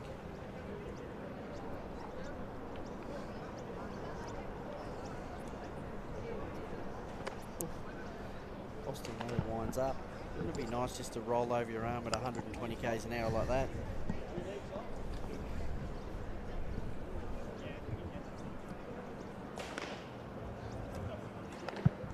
I feel for the catcher's hands, I'll tell you, when these guys throw so hard.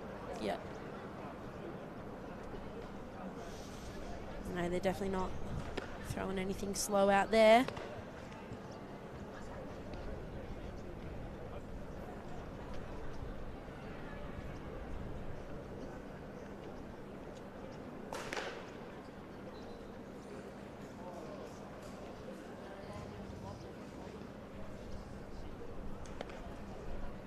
Boston warms himself up. Darby's milling around. Look at him. Darby, I'm here too if anyone needs me to pitch. Just doing his thing. Don't worry, I'm available.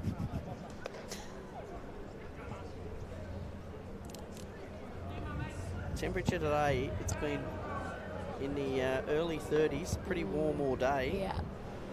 But starting to cool down a bit now. It's good. Good temperature now. Yeah, see a lot of the crowd filling up as they prepare for the rest of this game and then obviously the women's grand final following this one. Well, there's quite a crowd out there watching this Mounties Manly semi game, playoff. So the women's grand final scheduled to start at 4:30 with Storm straight through to the grand final and the winner of Manly versus Mounties coming up to face them. So that will be a cracker game. Definitely tune back in at 4:30 if you want to listen to JB and I talk a bit more as this one skied out to right field. Taken on the fence. The one-handed catch there from the Dolphins right fielder, Joel McNamara. That was a great catch. Yeah, beautiful catch. Just tracked it really well right onto the fence. As you'll see on the replay, he takes it literally on the fence. So sticks the glove out, grabs it just before he hits the fence on the full.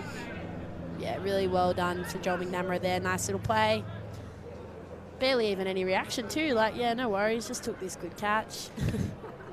That's just normal. I just take him on the fence. Yeah. It's just look casual as anything for Joel. Yeah.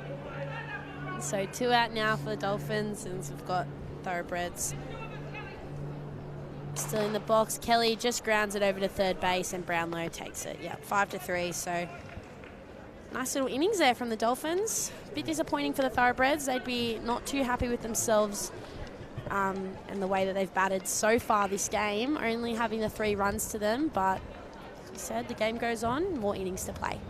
Yeah, you're not wrong. There are spectacular batters in this lineup for Thoroughbreds, but just not being able to find the gaps like the Dolphins players, and I mean, those 2 big home runs as well. Yeah.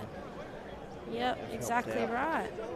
I mean, that 3-run home run from Derby was fantastic. And that just shows you how quickly these games can change. All it takes is to get a few base runners and 1 ball over the fence, and that's it. The game can completely be flipped on its head. So they go from 3-0 to now up 8-3, the Dolphins. But the Thoroughbreds are back out on the field, and the Dolphins back in the box.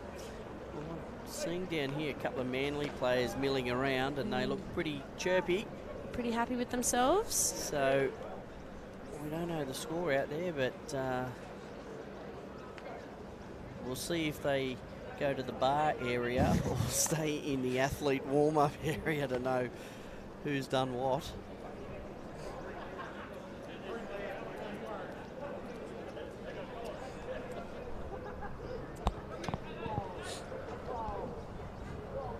And Caden Keed will be back up the pitch here. Dolphins, though, lucky for them. Keed now on the mound. And McLean Lowe fouls that off into the back net. Hope you get a report on Jeremy Garland shortly. He took a terrible fall whilst pitching earlier on. That ankle gave way on him and had to leave the ground. Let's see what happens now. And great hit by McLean Lowe, but a beautiful pick up by Kieran O'Leary, combines with his brother Liam, and a 6-3 makes the out. Beautiful play. Brings up Stuart Perry.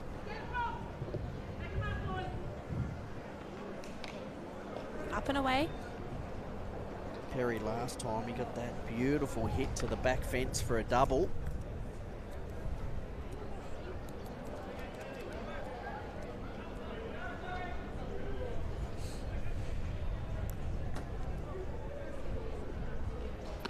That one. Inside, called for a strike.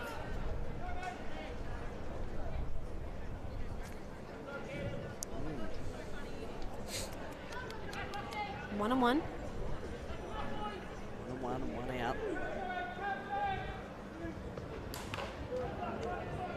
That one's an inside pitch, but fouled off to the right side of the field. So it's a bit of bat to ball, but another good strike for Caden Keed. So in a good spot, 2 strikes, 1 ball. Stu Perry now. Got him rolling last time. Oh, Keed. That'd be a legal pitch. His cleat got caught there. Yeah. And he had to release it to get it, make it a ball. So see that replay. Oh. Yeah. So for the pitchers out there, why that wasn't an illegal pitch is because Caden smart enough to release the ball. Ooh, beautiful pitch. Come back from that one, just right down the guts there. Bit of speed behind it, and gets the swing from Perry to retire him. So 2 out for the Thoroughbreds.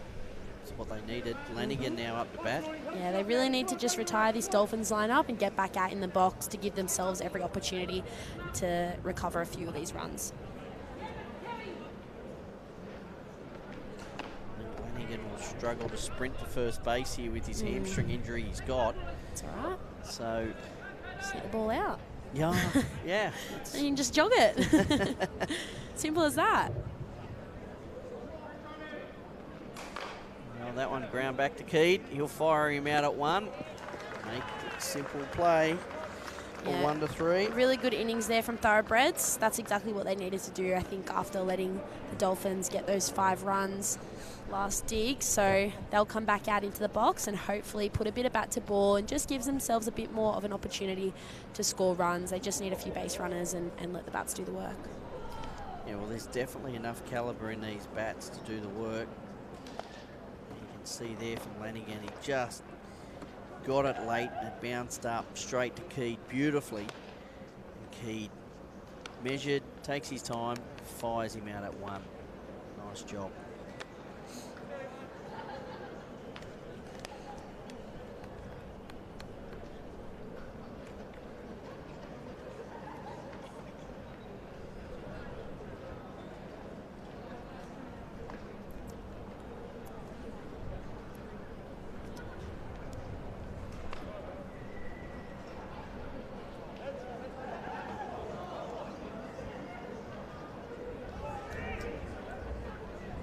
So can confirm Manly have beaten Mounties.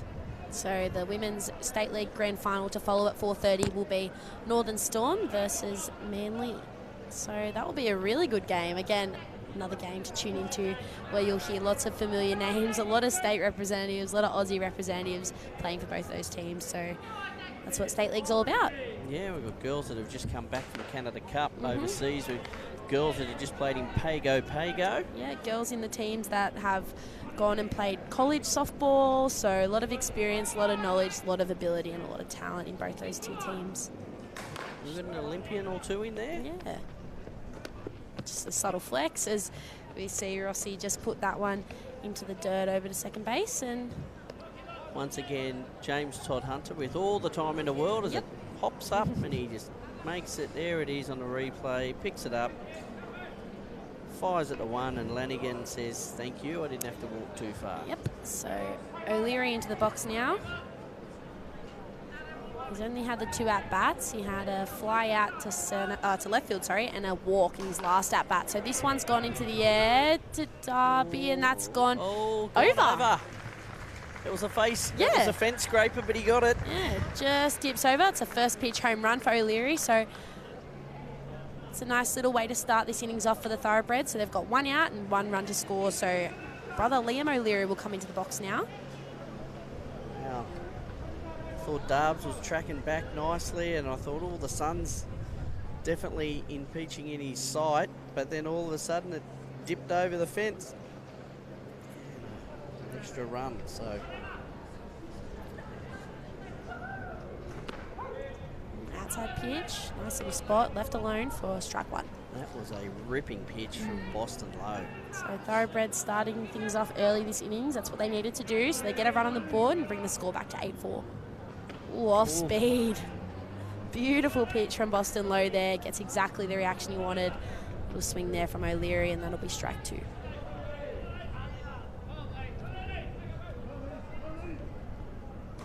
Oh, whew.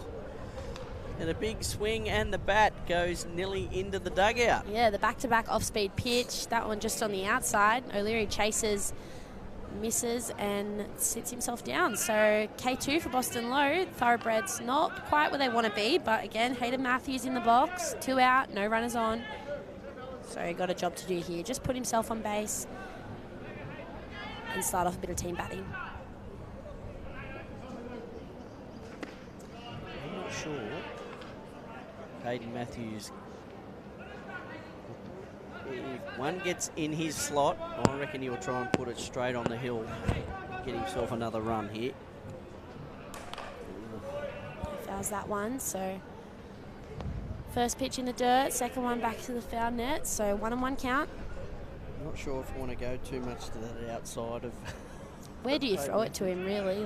Well, that's right. He can hit it anywhere, so. Yeah. That's what makes him so good. One inside. And he cops it on the elbow, but... We watch these Australian players and the amazing patience they show for just knowing that pitch is just not in the zone. Yeah. It's amazing. Off speed, and Matthews just chokes up a little bit. Lanigan takes it over at first base in the foul territory, even on a bit of a bung hammy. So nice track that one. over the shoulder, takes the out, sits the Thoroughbreds team down. So 8-4 is the score as it stands after the Thoroughbreds are able to get one back in this innings. Wow. Hayden Matthews there, little pop fly, you don't often see that. Yeah, but Boston Low with a nice off-speed pitch just to his outside. I think in these sort of situations when you're down by a few runs and the off-speed pitch comes in, you often do get a bit ahead of yourself and try and take those ones. But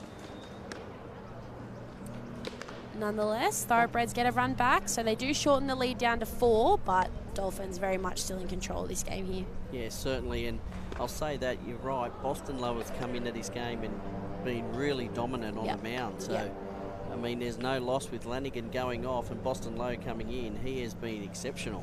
Yeah, and two very different types of pitches, the same way that Jeremy Garland and Caden Keed differ.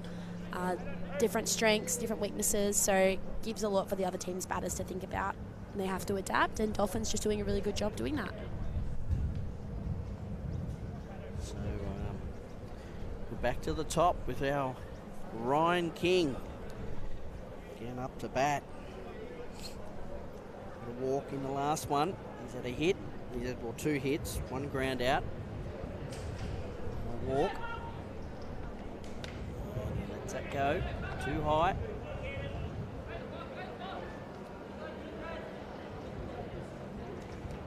Top of the 6th now. The score is Dolphins leading 8-4 over Thoroughbreds. That one fouled off over the grandstand.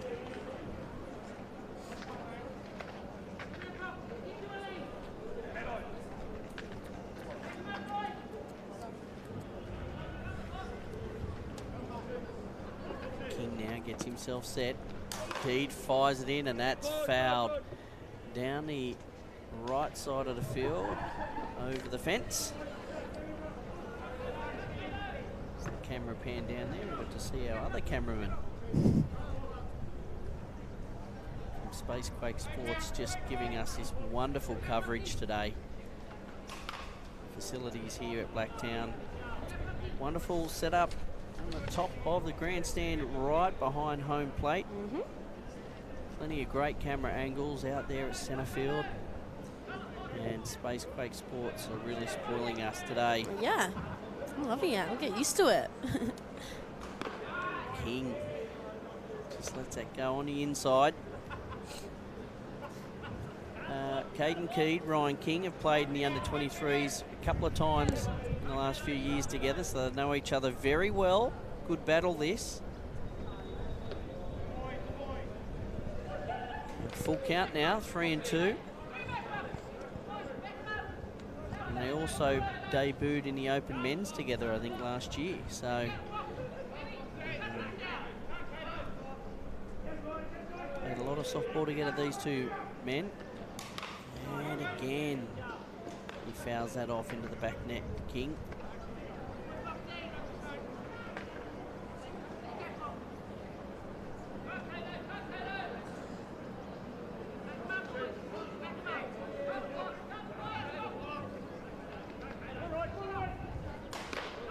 Inside, gets a walk. Yeah, that was a little too inside, says the umpire. So, ball 4. King will go up to first base. We'll see Lockie Smith, the DP, into the box. He's had 2 RBIs so far this game, so contributing to that score line for the Dolphins. A couple hits and a strikeout, so see what he can do here with a runner on base. So puts that one just left field, foul ball. Yeah, I think that one's going to land on the roof of the bar area. Yeah.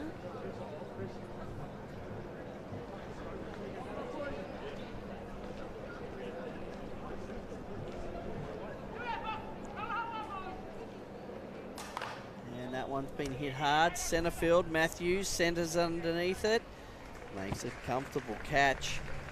And King goes back to 1 and tags up. See, Smith just takes that inside, just a little underneath it, and puts it out into centre field. So Matthews takes that one nice and easily. That'll be the first out for the Dolphins of this innings, and James Todd Hunter into the box. So 3 from 3 walks. This is his 4th plate appearance. So we see that one outside edge, but called for a ball. Yep. Todd Hunter was not engaged in that pitch at all. He thought it was well wide, and it was. And ball one. Swing and a miss there. That one straight up. Yeah, nice pitch from Keith there. A little bit of movement on it coming across to the inside of the plate. Todd Hunter, swing and a miss. So 1-on-1 count. James, I think, pretty disappointed with himself. He Yeah. didn't get that one, I reckon. Ooh. This is the first time he's been behind in the count, probably, so far this game. So 2-1.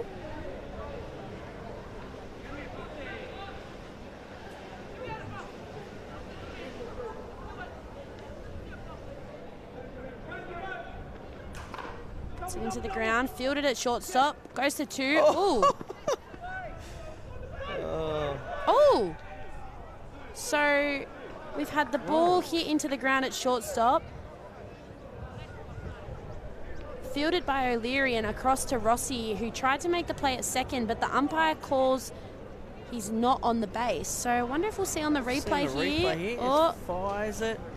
Yeah, so It looks out. touches the base quite cleanly there. I'm not too sure what's happened. I think, That should be an out. Yeah. Unless the umpire is saying that he definitely had control of the The ball. umpire's definitely gestured that Rossi has not touched the base when he's made the out, but that's a clear out at second base there. So unfortunately the umpires don't have the luxury of seeing the replay like we do, so their job is tough out there, but for the viewers and for us in the stands, we can see here that was a routine little 6-4 at second base there. We'll see if the umpires change their mind here. So see the second base umpire come over and talk to the coach, Chris Brownlow, a very experienced coach. So we'll see. Yeah, so they've changed it there and rectified that decision. So well, as we can see from the replays, that's the correct call. Yeah, but good on the umpires for having that little chat and acknowledging that they've made a mistake and that was an out. So the Dolphins have a second out there. Brownlow just asked the plate umpire, Leanne, what was the result of that Discussion, conversation? yeah. And she said, we did definitely see him touch the base. Yeah. And the lost control of the ball was after the play. Yeah. So. Yeah, for sure. So nice little play there between O'Leary and Rossi to get the out at second base. Not after a bit of confusion, of course. Wouldn't be a grand final without a little bit of confusion or controversy. So Thoroughbreds back into the swing of things now with Boston Low in the box. Yeah, the big hitting Boston Low.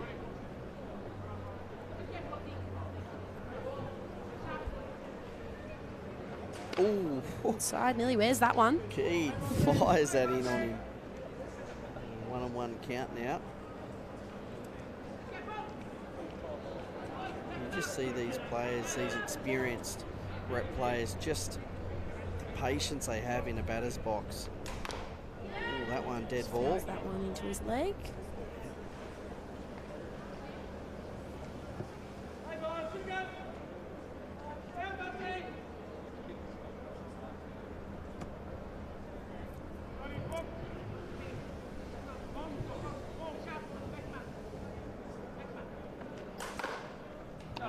Oh, nice pick up.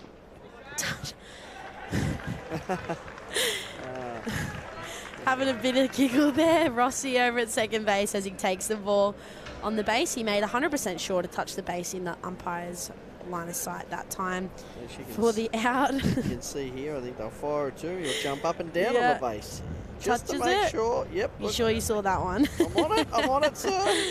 Yeah, a bit of a giggle there. Good to have a laugh about it, I'm sure. So the Thoroughbreds sit the Dolphins lineup down for 3 outs and holding them to no runs. So they need to come out and score a few here this time and keep themselves in the game. Still standing at 8-4 to the Dolphins. Bottom of the 6th now, and yeah, they need to really make it happen here. Yeah. I know we've got a 7th innings to come, but Boston Low, he'll probably want to keep them exact same position as he did last time, and that's give them nothing. Exactly right. I love that warm-up from Lowe. Just one pitch. Yeah, Let's blasé. go. Let's get things on the road, hey?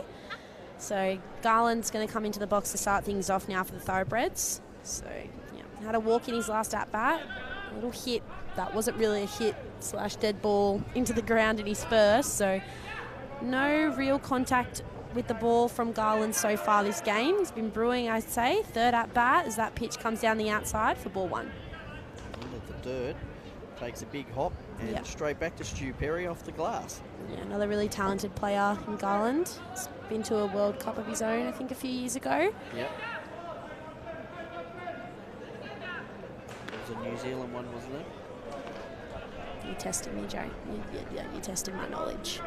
It's not that advanced. He did play for Australia, though. Yeah. It's the off-speed pitch. Woo! Eliza O'Leary nearly wore that one in the coach's box. Eliza O'Leary, I tell ya, She's like, put this one into the field of play for me, please. She's nearly copped it. Yeah. 3 times today. Yeah. I don't know if I'd be game enough to stand out there that close distance to these boys. They're not hitting the ball soft by any means. So Garland, 2 strikes, 1 ball. Well, I've done it all season, and I reckon I've had to escape a good 5 or 6 of those. And you hear it whistle past your head and think, as a coach, thank God I missed it. Yeah, I'd definitely rather be the one with my bat in my hands than having to stand in the coach's box and potentially wear one. Ooh! As Garland wears one of himself. About to say, talk about Boston just goes down. So sorry. I think Boston and Garland were in the same Australian team together too. Yeah, they know each other well, those two.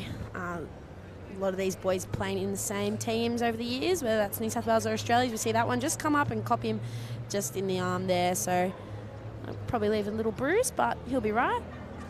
Good to run the bases as he's out there. He's just going, don't rub it, don't rub it. He's just takes his time to take off his definitely leg would guard. sting a little bit. So not quite the start that they'd want probably, but a base runner nonetheless. So things looking up for the Thoroughbreds. Jaeger now, if he can do something here.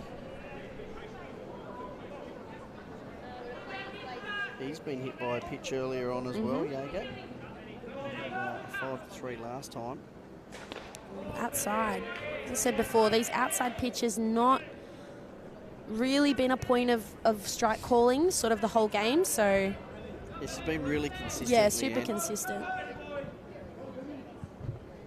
Shot. Beautiful little piece just to left field. Nice little single there for Jaeger. So runners on 1 and 2 now for Thoroughbreds. Way better start to this innings and definitely what they needed. They didn't really have a choice. Eliza gives him the big fist pump. Look at him. Oh, coming. There it is. Little fist pump. I like the approval. Just talking to Caden Keed. Just saying, just be patient, wait for your pitch. Stay away from those outsides. They're not getting called as strikes, so just take them where you can. Give yourself the best opportunity to put bat on ball and score a run here for your team.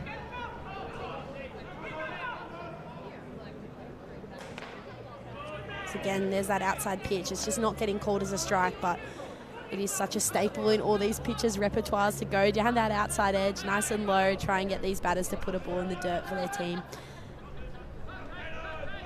Perry's just really trying to bring it in at the last minute to frame it up, but then that's the one that just goes well inside. Yeah. It's got to be somewhere in between there, boss, to get yourself a strike. So Boston Low will remain here. 2 balls on Caden Keed. That again fires down that outside tube. Just misses the outside edge, but consistently. Yeah, it's been consistent all game. She's not been calling down that outside edge, so. You've got to clip that edge of the plate. She's not going to give it to you out there on the line. So that's a better pitch.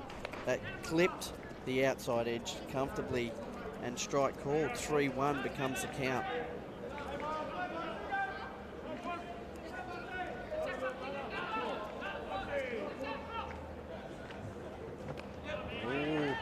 Perry loses that one, and the runners will all advance anyway on ball 4. So much better start for the Thoroughbreds this innings. Yeah, and Mason Rossi now. Yep, 3 batters up to the plate and 3 batters on base, just what they wanted. So Rossi into the box, he had a K2 and he flew out to right field in his last at-bat, that ball that got caught on the fence. So he's been brewing for a safe hit as well. Just want to punch something through the infield and just score a run for his team, as that one just goes foul down right field. Nice off the bat, but foul territory, so he'll have to return to the box. Yeah, if that had that little bleeder over the top there, that would have got at least 2 runs scored. If he can find his outfield, they will score runs here. Exactly right. And as I said before, these games can change super quickly. Dolphins currently up 8-4, but Thoroughbreds with an opportunity here to score a few runs and shorten that lead as that off-speed pitch comes in. That's a beautiful pitch. So left alone by Rossi, but it was a nice pitch right down the guts of the off-speed. Strike called, 2 strikes on him now. Tell you what, one good swing of the bat from Rossi, no outs here, and flips then the this ball game game on its head. is level. Yeah. And that one fouled off. That's how quick it can change. And 3 outs to play with as well. Obviously, the Dolphins would be thinking smart and wanting to knock down as many outs as they can. Anything on the ground, they'll be looking for a double play, and especially in the outfield too. Obviously, they've got the arms out there to make those double plays on those caught fly balls. So it'd be interesting to see what both teams can make happen here, as we see. Oh, it's a legal pitch. Oh. Nope. Too late. Boston, and that's the difference between what Caden Key did earlier in Boston. Boston was out of his pitching rotation there. When he released the ball. He chucked the ball and it remains dead ball. It means runners all advance a base. Yeah, so. And the Thoroughbreds score a run. Yeah, and they'll be happy with that. They'll take the runs where they can get them. So that'll bring the score up to 8-5. 8-5 and 2 runners in scoring position for Rossi now, so nothing should change for him. He should still be wanting to put the ball through this infield and score a run for his team. So we see that one down the outside edge, left alone for a ball. 2 and 2 will become the count. 2 and 2. And 8-5. Bottom of the 6th innings here. 2 runners on at 2nd and 3rd for Thoroughbreds. Up and inside. It's all in for a ball.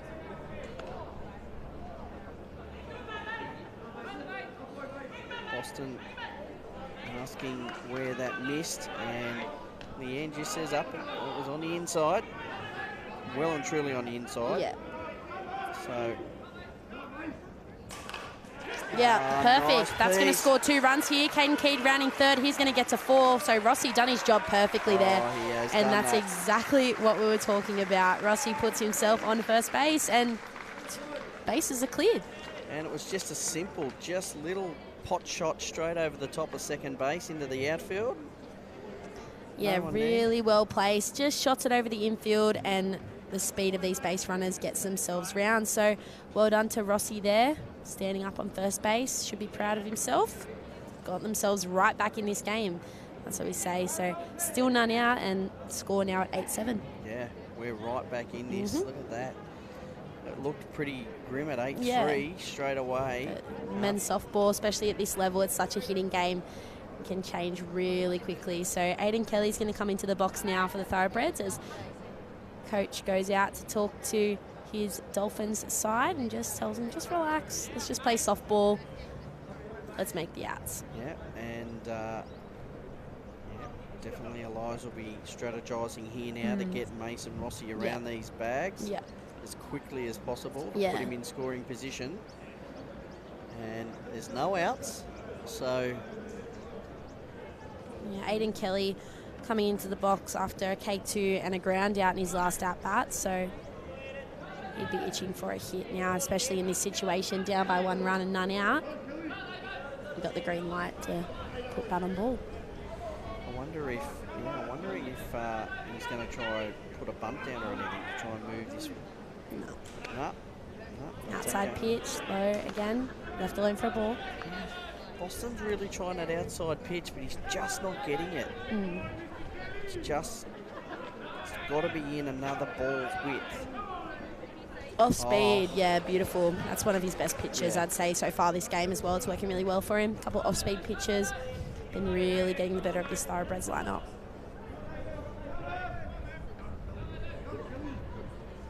Shot, but fielded, caught by Brownlow. Double play! Wow. Wow. Yeah, so Thoroughbreds unlucky there, but again, like that's that talent from Brownlow at third base. Takes that one on the line drive and throws it over to first base for the double play.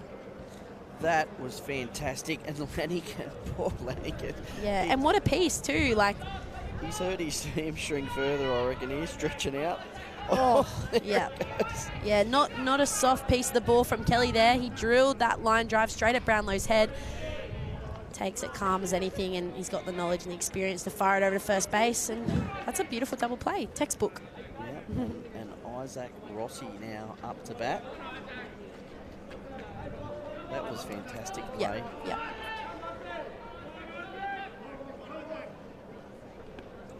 Down in the dirt. Good stop by Perry.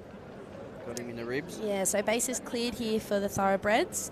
Rossi into the box. He's come in as the first hole hitter after Garland went down. He'll be followed by the O'Leary brothers. So takes that one, just fouled off to the right side. Look at Eliza. She's down in the batter's box with him. Look, she's given plenty of encouragement and plenty of direction. Isaac gives it the nod. 1 ball, 2 strikes is the count on Isaac.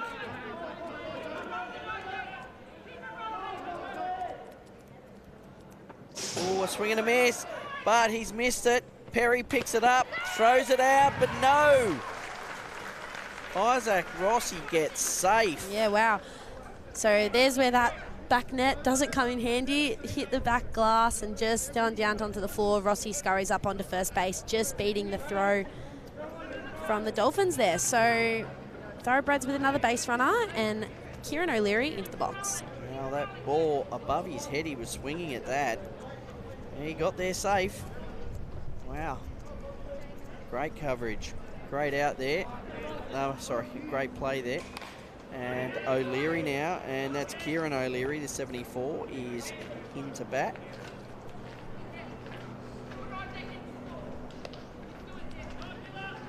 Runner on.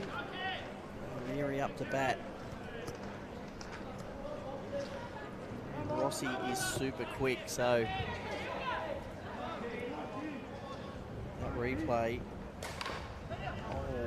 And that time, O'Leary fires it straight to Lanigan at 1, and Lanigan stands on his base and makes the out, and that retires the Thoroughbreds. Not before them scoring, though. 3 runs in the bottom of the 6th to make this an 8-7 ball game as we move to the top of the 7th. Yeah, so Thoroughbreds making things super interesting as we head into the last innings of the game. If everything pans out, you never know. Could go into a tiebreak, something like that. So the Dolphins need to come out and just do what they've been doing all game, and that's hit the ball. So 3 runs in the first and 5 runs in the fourth. They need to score a couple more runs here and give themselves that room to go back out in the field and stop the Thoroughbreds from doing the same. Well, Liza's down there giving plenty of direction to her infield. And Jeff Lowe as well will be certainly encouraging his team. I think it'll be James Darby will be the next batter up.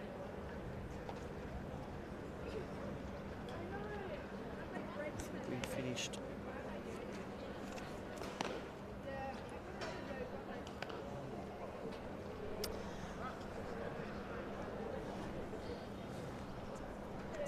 Stepping on cords and whatnot up here. Oh, no, but We're not used to all this technologically setting up.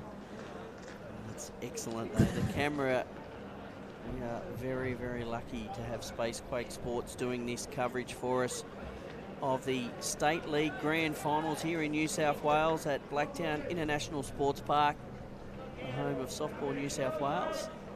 And to see James Darby hopefully start things off for the Dolphins here in the top of the 7th. home run last time, and a huge home run. Yeah. 3 RBIs for his team, so he's been a key part of this Dolphins offensive lineup so far this game.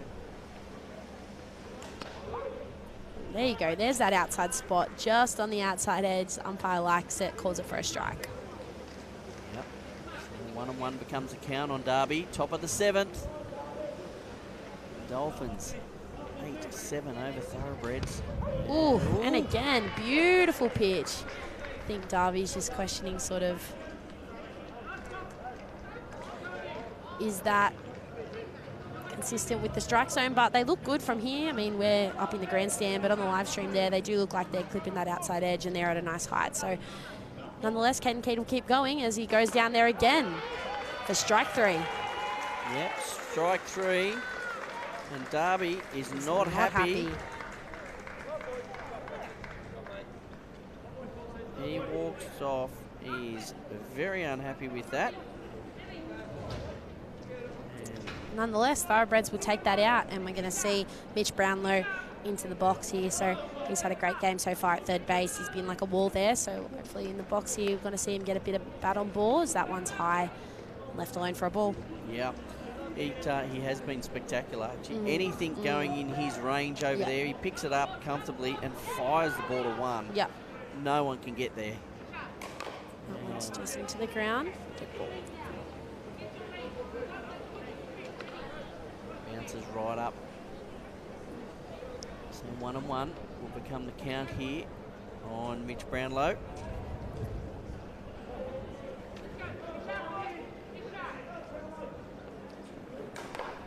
And Brownlow has hammered that, and that is a home run. Huge. Down the left side of the field, nice and early, he got that off keyed, and it went miles, and it's gone well over the hill. Yeah, massive hit from Brownlow there. That's just what the Dolphins needed. Just give himself a little bit more room, so pushes the score out to 9-7 here. Not before McLean Lowe's going to come into the box. He's more than capable of doing the same thing. 3 at-bats. He's had 3 bits of contact with the ball, all to the left side. So that pitch comes on inside, and he leaves it alone for ball 1. As we see on the replay there, that hit from Brownlow, gone on the hill comfortably. Sound off the bat, you just knew straight away that ball was not staying in that park. Nah. That was outstanding. It's the power of Mitch Brownlow, another one of those top batters in the state. 2 balls, 1 strike. That was a good pitch, that one. Yeah, beautiful pitch. A lot of speed coming off the back of that one. Looked like it was going to drop, but it didn't. It was like a low rise. It held its line. Beautiful and again. that time he goes for the drop ball and gets him. So Keed warming up well in this game. He's getting a little quicker as the game goes on, I think. Couple of speed behind the last few pitches, so he's doing a really good job here. Dolphins only with the 1 out so far. 2-2 count. Goes down again, goes between the legs of the catcher.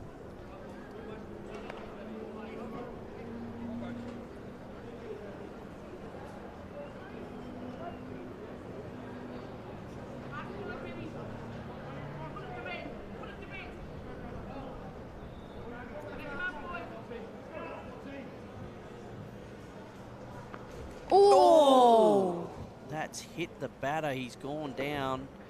Caden Keed's gone straight to him.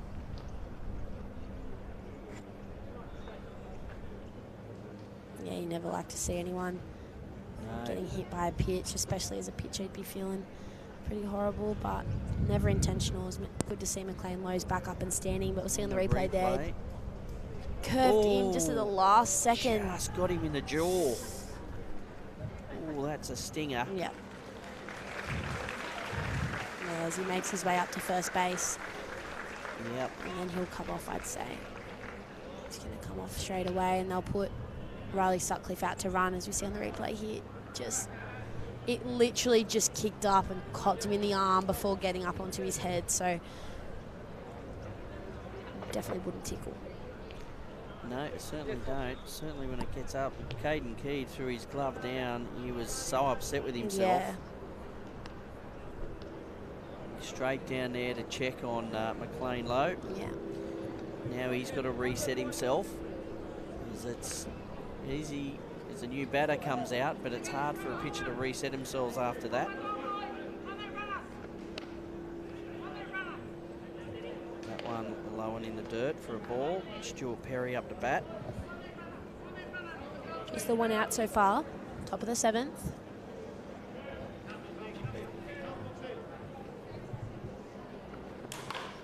And that one fouled off. Over the, past first base, over the back of the grandstand.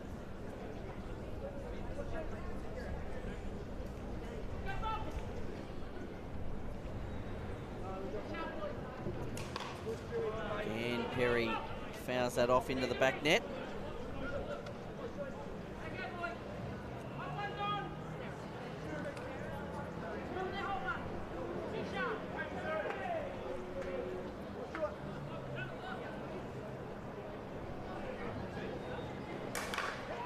Beautiful shot, lovely straight through piece. that 3-4 hole. Ooh. Nice cut hold there. There at the out, but yeah, beautiful little line drive over to right field. Puts himself on first base and advances the runner over to second. So Dolphins with runners on 1 and 2, only the one out, and Sean Lanigan into the box. Sutcliffe's quick. I'll tell you what though, that throw from Kelly at right field was rifled On in. the money, yeah. And great work by Kieran O'Leary to hold that player. Sky down to the foul ball, into the roof of the grandstand, yep. It's Lanigan there. Lanigan puts that one deep onto the roof.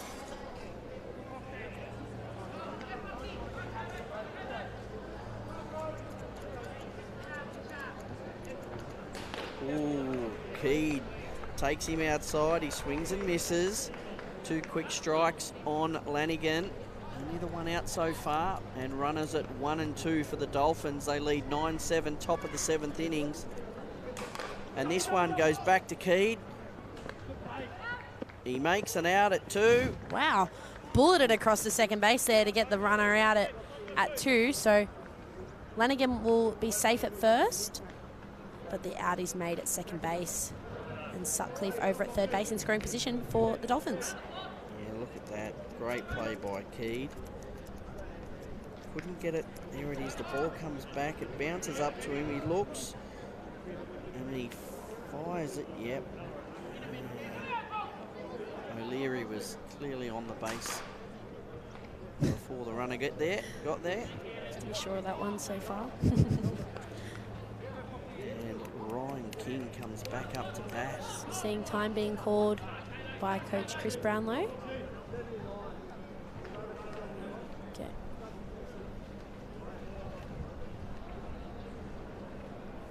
Two out. Yeah, we're going to see. They're going to bring Noah Powell on for Lanigan. Yeah, just put him on to run, give Lanigan a break. See that playing still on that hamstring. Doesn't look like he's in too good of shape after hurting it early on in the game. So he's done a good effort to get to the 7th innings here and still be batting.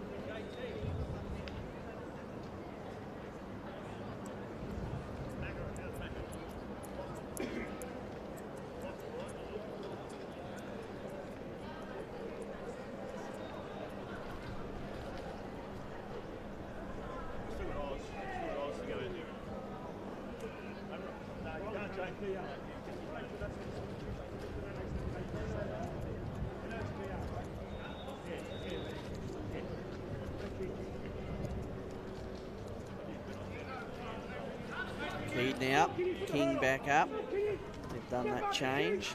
Lanigan off, Powell on. Powell looks to take a big lead, but 1-3 split here. And Ryan King up the bat. Strike one. And King gets a hold of that. Hayden Matthews centres and makes a catch. That ends the innings. So, this is it. 9-7. Thoroughbreds, it's their last opportunity to get back on top of the Dolphins here. So, 9-7 the score stands. Bottom of the 7th. They've got 3 outs to play with. They just need to score 2, but preferably 3 to keep this game going or over. Well, I thought when that ball got hit, I thought from King for a moment, I thought all this could be gone. But didn't quite have it on him, so sits down for that one, and the Dolphins will come back out onto the field. Boston Low still on the mound for the Dolphins, and the Thoroughbreds are going to come into the box.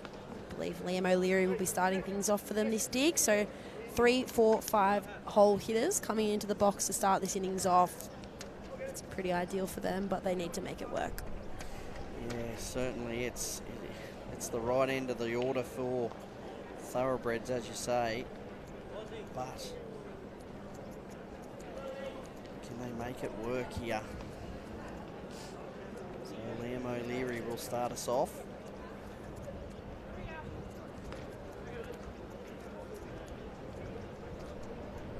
I wonder if Liam O'Leary gets on, do they look at walking Hayden Matthews? I don't know.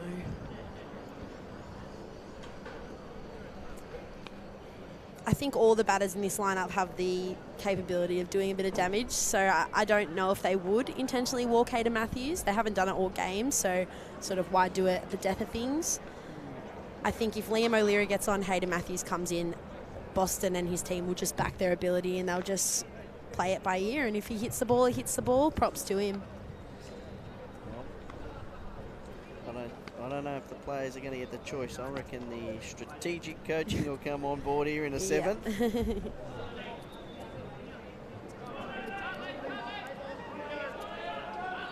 Here we go, Liam O'Leary. Gets a hold of that. That's going to get away, and he is going to get safe at 1. Yeah, so that was a little bit of a tough bounce. King attacked it, but just gets over the glove there as he was on the move, as we're going to see the replay here. It's quick off the bat, chops it into the dirt. It was a hard hit. Yeah, it just bounces off the glove of King and goes out to centre field. So O'Leary up onto first base, and we see Hayden Matthews into the box. So... and a line drive centre field. O'Leary will... O'Leary. I thought he was going to comfortably get the 3rd since the ball was going into 2nd, but no, he held up. Matthews is calling time down there.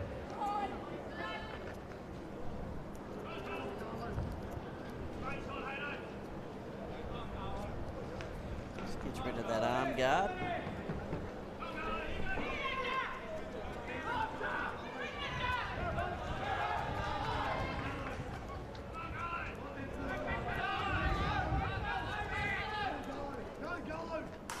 Ooh, Garland gets onto that one nice and early, but fouls it down the 3rd base line.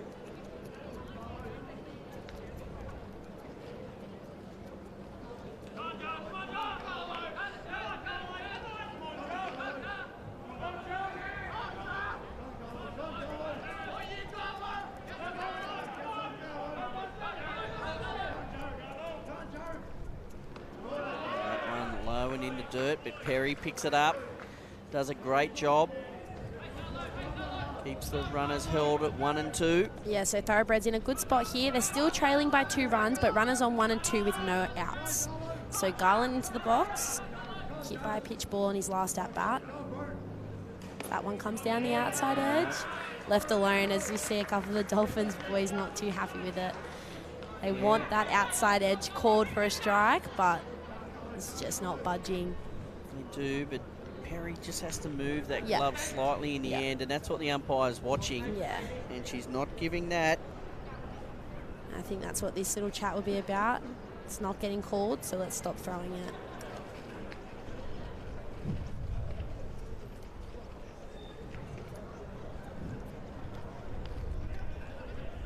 Todd Hunter there, just trying to give some encouragement to the 2 of them as well.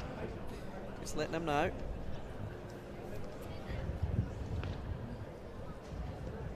I'm sure we'll be trying to let him know what area to try and stay away from. And again, O'Leary at 2nd base there, trying to give Garland some sort of heads up at what sort of pitch is going to get called.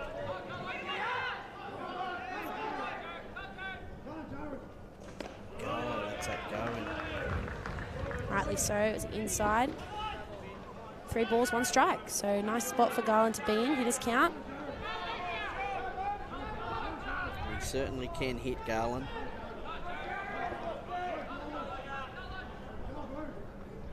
Off-speed pitch. Ooh, dead ball. Yeah. That off-speed pitch has been working really well for Boston Low so far this game. So not surprised that one ended up in the mix here with his at-bat. So that'll bring the count to 3-2.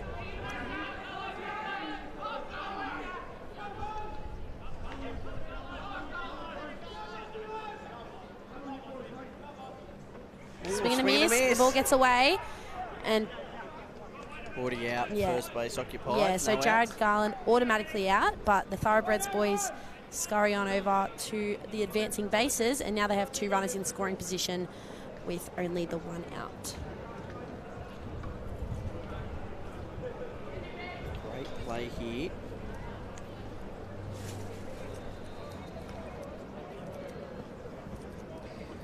Jaeger up the bat. O'Leary giving plenty of instructions here to the batters. Runners at 2 and 3.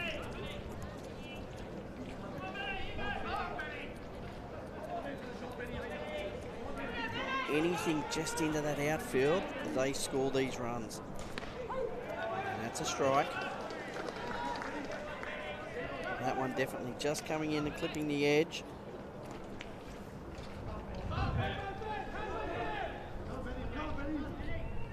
Jaeger gets himself set. That ball is hit hard. It's high. Oh. And the player, that's Mitch Brownlow, does everything he can to actually try and catch that. Yeah, he covered a lot of ground there. Went to left field fence. And the ball's bounced just, here it is on the replay. Look at him, he's up against the fence. All the Storm girls get out of the way. They don't want to get hit. Oh, just got a glove to it. Just gets the... yeah, really good hard effort there from Brownlow, but not able to make the catch. So Jaeger stays alive in the box. Dead ball. Dead ball.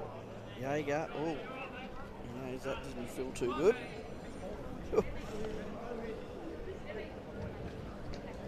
It's a bit of a stinger. 2 strikes on him now. What a game here. 2 strikes. Runners at 2 and 3. 9-7 ball game.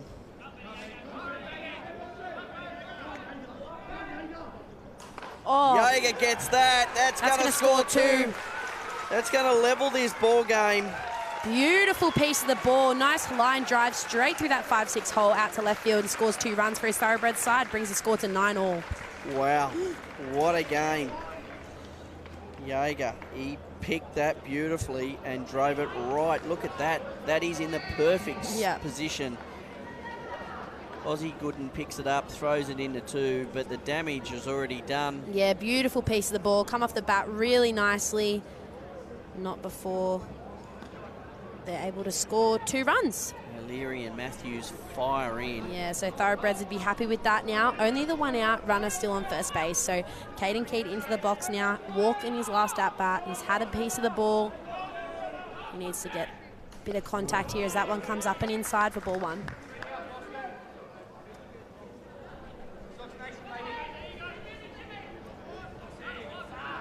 So 9-all.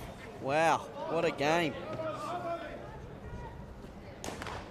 Keed gets a hold of Brownlow that. fumbles it. Keed up to first base. So bit of a fumble there from Brownlow. A little bit of a slow roller chopper hit into the ground off the bat of Keed, and he gets himself up to first base. So runners on 1 and 2 now. As we see Eliza O'Leary, she's happy with that. As her players continue to work hard and put themselves on base on the replay there. Brownlow just not able to grab onto that one, make the play.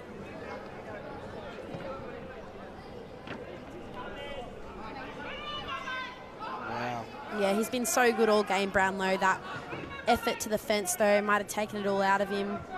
He's had a lot of really good plays, so not able to get that one, but no worries. Rossi into the box now for Thoroughbreds with 2 runners in scoring position, so they just need to keep punching the ball into the ground through the infield. Look at Eliza, she's down there again, halfway down there between third base and the batter's box, telling him what to do. He gets a hold. Oh! No!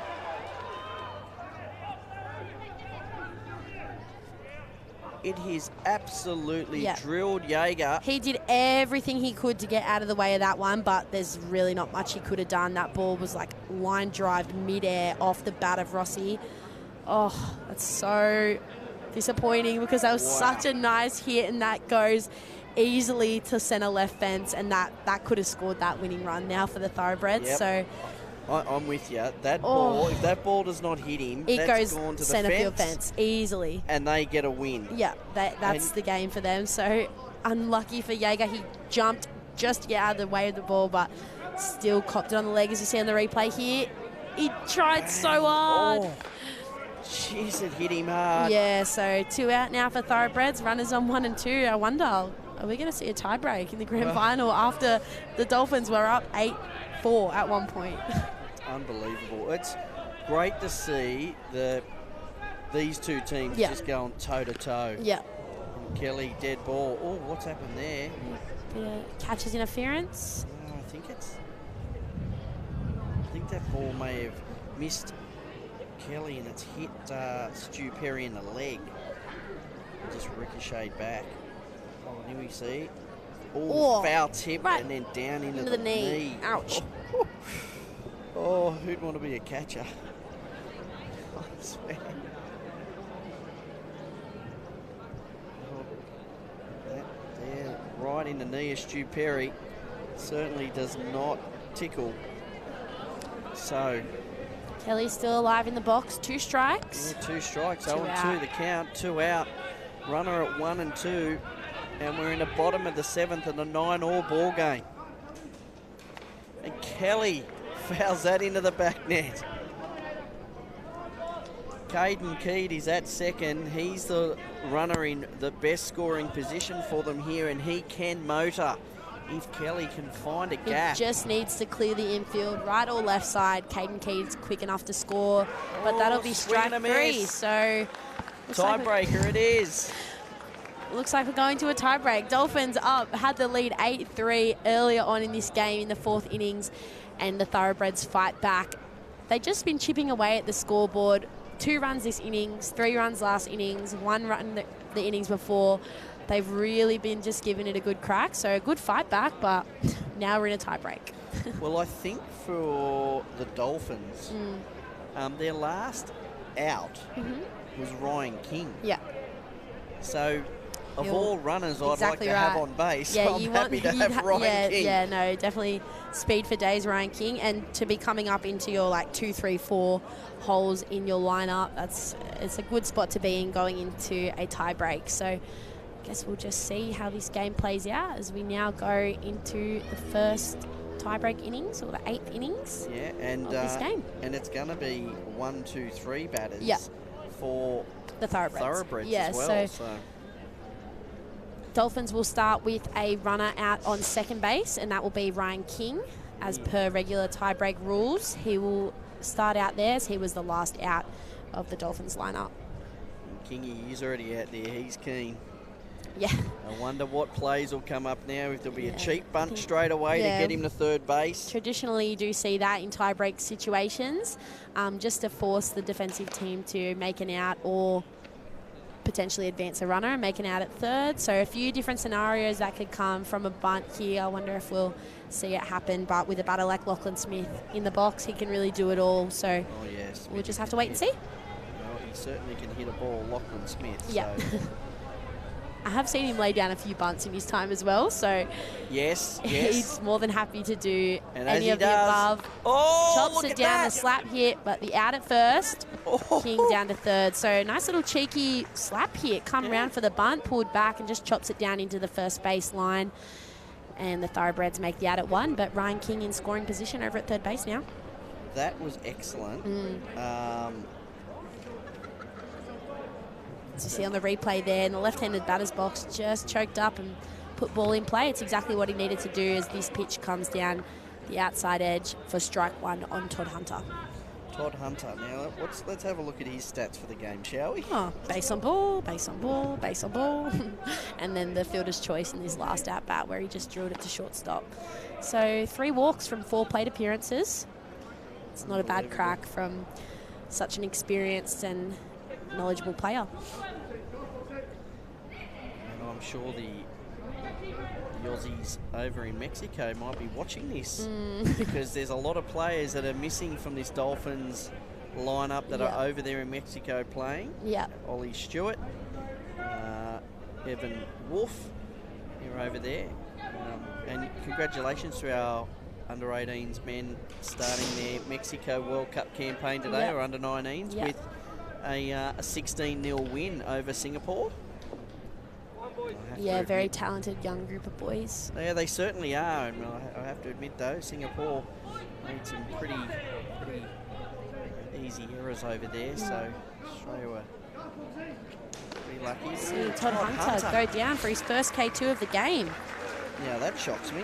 Yeah, so uncharacteristic there, but credit to Caden Keed. He's been warming up as this game goes on and just what you need in the tiebreak. So the 2 outs now, they're in a really good spot. Runner on third, Boston Low in the box. So bit of a damaging batter, and I think he loves these high-pressure moments where it's a tiebreak and it all sort of rests on him as the ball gets away and King comes in and he scores at home. So Dolphins go up by 1 run. It's exactly what they needed to do. There was no, look at that. Boston got himself well out of the road. King was like lightning, and the catcher, though, is down at the back. Yeah. So we see on the replay there, King didn't even hesitate. As soon as that ball threw the catcher, he come in. Yeah. Jaeger threw himself at the fence, though. For that ball, and flicked the ball back, but he's just taking a moment down there. He's hit the wall pretty hard. Yeah, so Dolphins scoring that run puts themselves in a good position. They're up 10-9 now, so Thoroughbreds have the 2 outs so far. Boston Low in the box with 1 ball. There's been a few injuries this game. Here it is. We'll watch it now. The ball goes down, pitch, goes back. So he fires backwards now to grab the ball. And he flicks it straight back. And as he flicks it, he falls awkwardly and into that fence. Just that impact of the ankle and the leg sliding sort of on the dirt, trying to pick the ball up and throw it all in the one motion. Such good hustle from the catcher there, but nonetheless, Ryan King scores, and Low skies out to right field and taken. Yeah. Kelly makes that catch, but 10-9 at the what moment. a game. 10-9 going into the bottom of the 8th inning. So Thoroughbreds need to get this run back. They'll have the same luxury that the Dolphins did in starting with a runner on second base. Should be Kelly. Yep. Who just made that catch. Exactly right. So we're going to see Rossi, O'Leary and O'Leary come up as the 1, 2, 3 batters for the Thoroughbreds. So Dolphins are in a good spot, but I think the Thoroughbreds would be quietly comfortable and quietly confident after their last innings. Yeah, I 100% agree, but I'm not going to write off these Dolphins players and Boston Low. I reckon, as you say, Boston thrives in this environment. Yeah. He's going to show them what he's got right here and try and shut them down and keep this 1-0 lead. Yeah, exactly right. I think that was textbook tie-breaking from the Dolphins there. Put the bunt slap sort of thing down. Get a run around. Speedy like Ryan King as well. Super good to have on the bases in your tie-breaking situation. And then a pass ball, obviously, just capitalise on that opportunity and put his Dolphins team in front. So I am really proud of Lockie Smith there. That was an excellent play. Oh, yeah. And the time to react to that pitch as well, to shape around for a bunt, to come back and still put the ball in play when you're facing a pitcher who's got the speed that Caden Keed does. Yeah, it's no small feat. So well done to Lockie Smith. That was a nice piece, and he's to credit for getting Ryan King down to third base and putting him in scoring position. If he doesn't put that ball down, then maybe King doesn't score that innings. That's exactly right. King scored on a pass ball, so Smithy put him in that position, and credit to him. It was a beautiful. So we've seen fake bunt slap. O'Leary, the Thoroughbreds head coach, put uniform 65 Alex Gutteridge in as the tiebreak runner, so he's got a bit of speed behind him as well. As we see the bunt come around and no attempt, but called for a strike. So they need to lay this bunt down if they're going to do it and get this base run around to third. I think if the bunt does go down, do they make the play at third base, or do they just go for the easy option at first? Puts it down, makes the out. Oh, so what's happened is Rossi's put the bunt down and it's been fielded by Lanigan. He's made the play, but because Rossi has proceeded in a backwards direction towards home plate, Alex Gutteridge has to return to second base. So you're not allowed to do that running from home to first. You have to continue in a forward direction all the way to first base or stop dead still in your tracks. You can't retreat backwards to home plate. And that's a good lesson learned for everyone watching out there. Yeah, do not retreat back. Any other base, you're all good, but home to first, you have to stop or go forward. You can't go backwards. So Eliza O'Leary wouldn't be too happy with that one because now 1 out and a runner on second base, but... Yeah, exactly. Yeah. So now she's burnt an out and the runner is still perched out at second base. So really got to work hard here now, Eliza. She'll hope that Kieran can hit Gutteridge around here. And he has. He's hit it deep to the back fence. Gutteridge will get home. And they will level it. I like your encouragement to say go for Gutteridge. He thought it was going to get caught. That ball was a flat line drive. He made it so much harder for himself, but he scores the run for the Thoroughbreds. And the Dolphins now are level. So just the 1 out and a runner in scoring position for the Thoroughbreds here. So Liam O'Leary into the box now. Yes, wow. Liam O'Leary now. Can he do it? He fires that off, but Kieran at second base now in scoring position. Only the 1 out. What a game here. Yeah, if the Thoroughbreds can capitalise off this and score a run and end things in a tiebreak, that will be a super impressive fight back from being down 8-3 earlier in the game. But if any team can do it, I'm sure it's the Thoroughbreds. Yeah, exactly. And it goes to show in this game, you are never out of it. Exactly right. No matter how many runs are put on you early. So that one comes inside, left alone for a ball. But yeah, no, the Thoroughbreds being down by 5 runs earlier on in the game and to come back and put on a fight like this and level things in a tiebreaker innings where the Dolphins have been realistically dominant the whole game with the bat. It's no small feat, and they've done a really good job. Credit to their coaching staff and their talent and the faith they have in each other as players, but the Dolphins have definitely given them a run for their money. Yeah, most definite. That one high and wide. No, that throw from Perry was a little wild as well, and Boston quickly grabs it. So 2 balls, 1 strike on the batter. Eliza screaming at her son Liam to bring home Kieran. And he hits it straight up the middle, and he will get safe, and Kieran will get safe. Yeah, so that was a nice piece of the ball, just over to the shortstop Ryan King. By the time he fielded it, it was quite deep, and O'Leary with speed up to first base. He was pretty much already there. I think King was sort of planning on making that throw to third base, but O'Leary already there.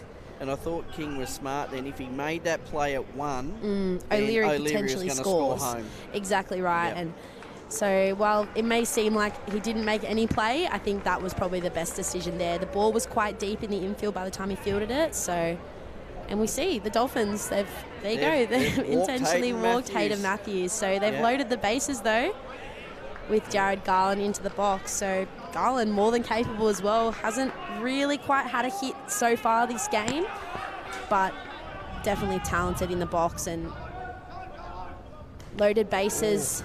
So you see a swing and a miss there and that off-speed pitch. Yeah, very early on that one. Yeah, so a nice pitch from Boston Lowe. As we said, that off-speed pitch has been working really well for him all game. So good to see him put that one in there and get an early strike. Only the 1 out, loaded bases. The infield playing in now, obviously, with loaded bases. Yep. Garland just needs to get it over the top of the infield. Another swing and a miss. Yeah, again. Jeez. An 0-2 count on Garland straight away here. 2 strikes on him. Only the 1 out, loaded bases. O'Leary trying to give him every read he can. And Yeah, he's done line it. drive That's it. and that's Garland done straight to centre field fans. He scores the winning run and just about every other run on there too. So it. And that's a walk what a off. beautiful hit from Garland to go down deep in the count. 2 early strikes as we see O'Leary embrace him there. Yeah, what a nice moment for the Thoroughbreds team. Garland hobbling out on the dodgy ankle. He's got the Yeah. one shoe on, one Yeah. leg off, and A lot of smiles there from that Thoroughbreds team, but wow, what a game. What a way to end the men's State League tournament for 2023 with Thoroughbreds going up 11-10 in a tiebreaker innings. wow, that was an excellent, Yeah. excellent end to Yeah. a thrilling men's State League Championships Yeah. for 2023. Yeah, and credit to both teams. Super talented rosters, super talented coaches, a lot of experience, a lot of knowledge, but the Thoroughbreds just able to get the better of the Dolphins there. So wonderful game and congratulations to Thoroughbreds. Well done to both teams. Congratulations on a wonderful performance. The crowd here on their feet cheering both of these teams. Yeah. And we'll be back in Minus 10 minutes for the Girls State League Grand Final, scheduled to start at 4:30, but obviously due to tie-break will be a little bit delayed, but I'll be back and so will Jamie, and we'll be talking you through that game as well. Storm v Manly. Yep. See you soon. Bye. Take care.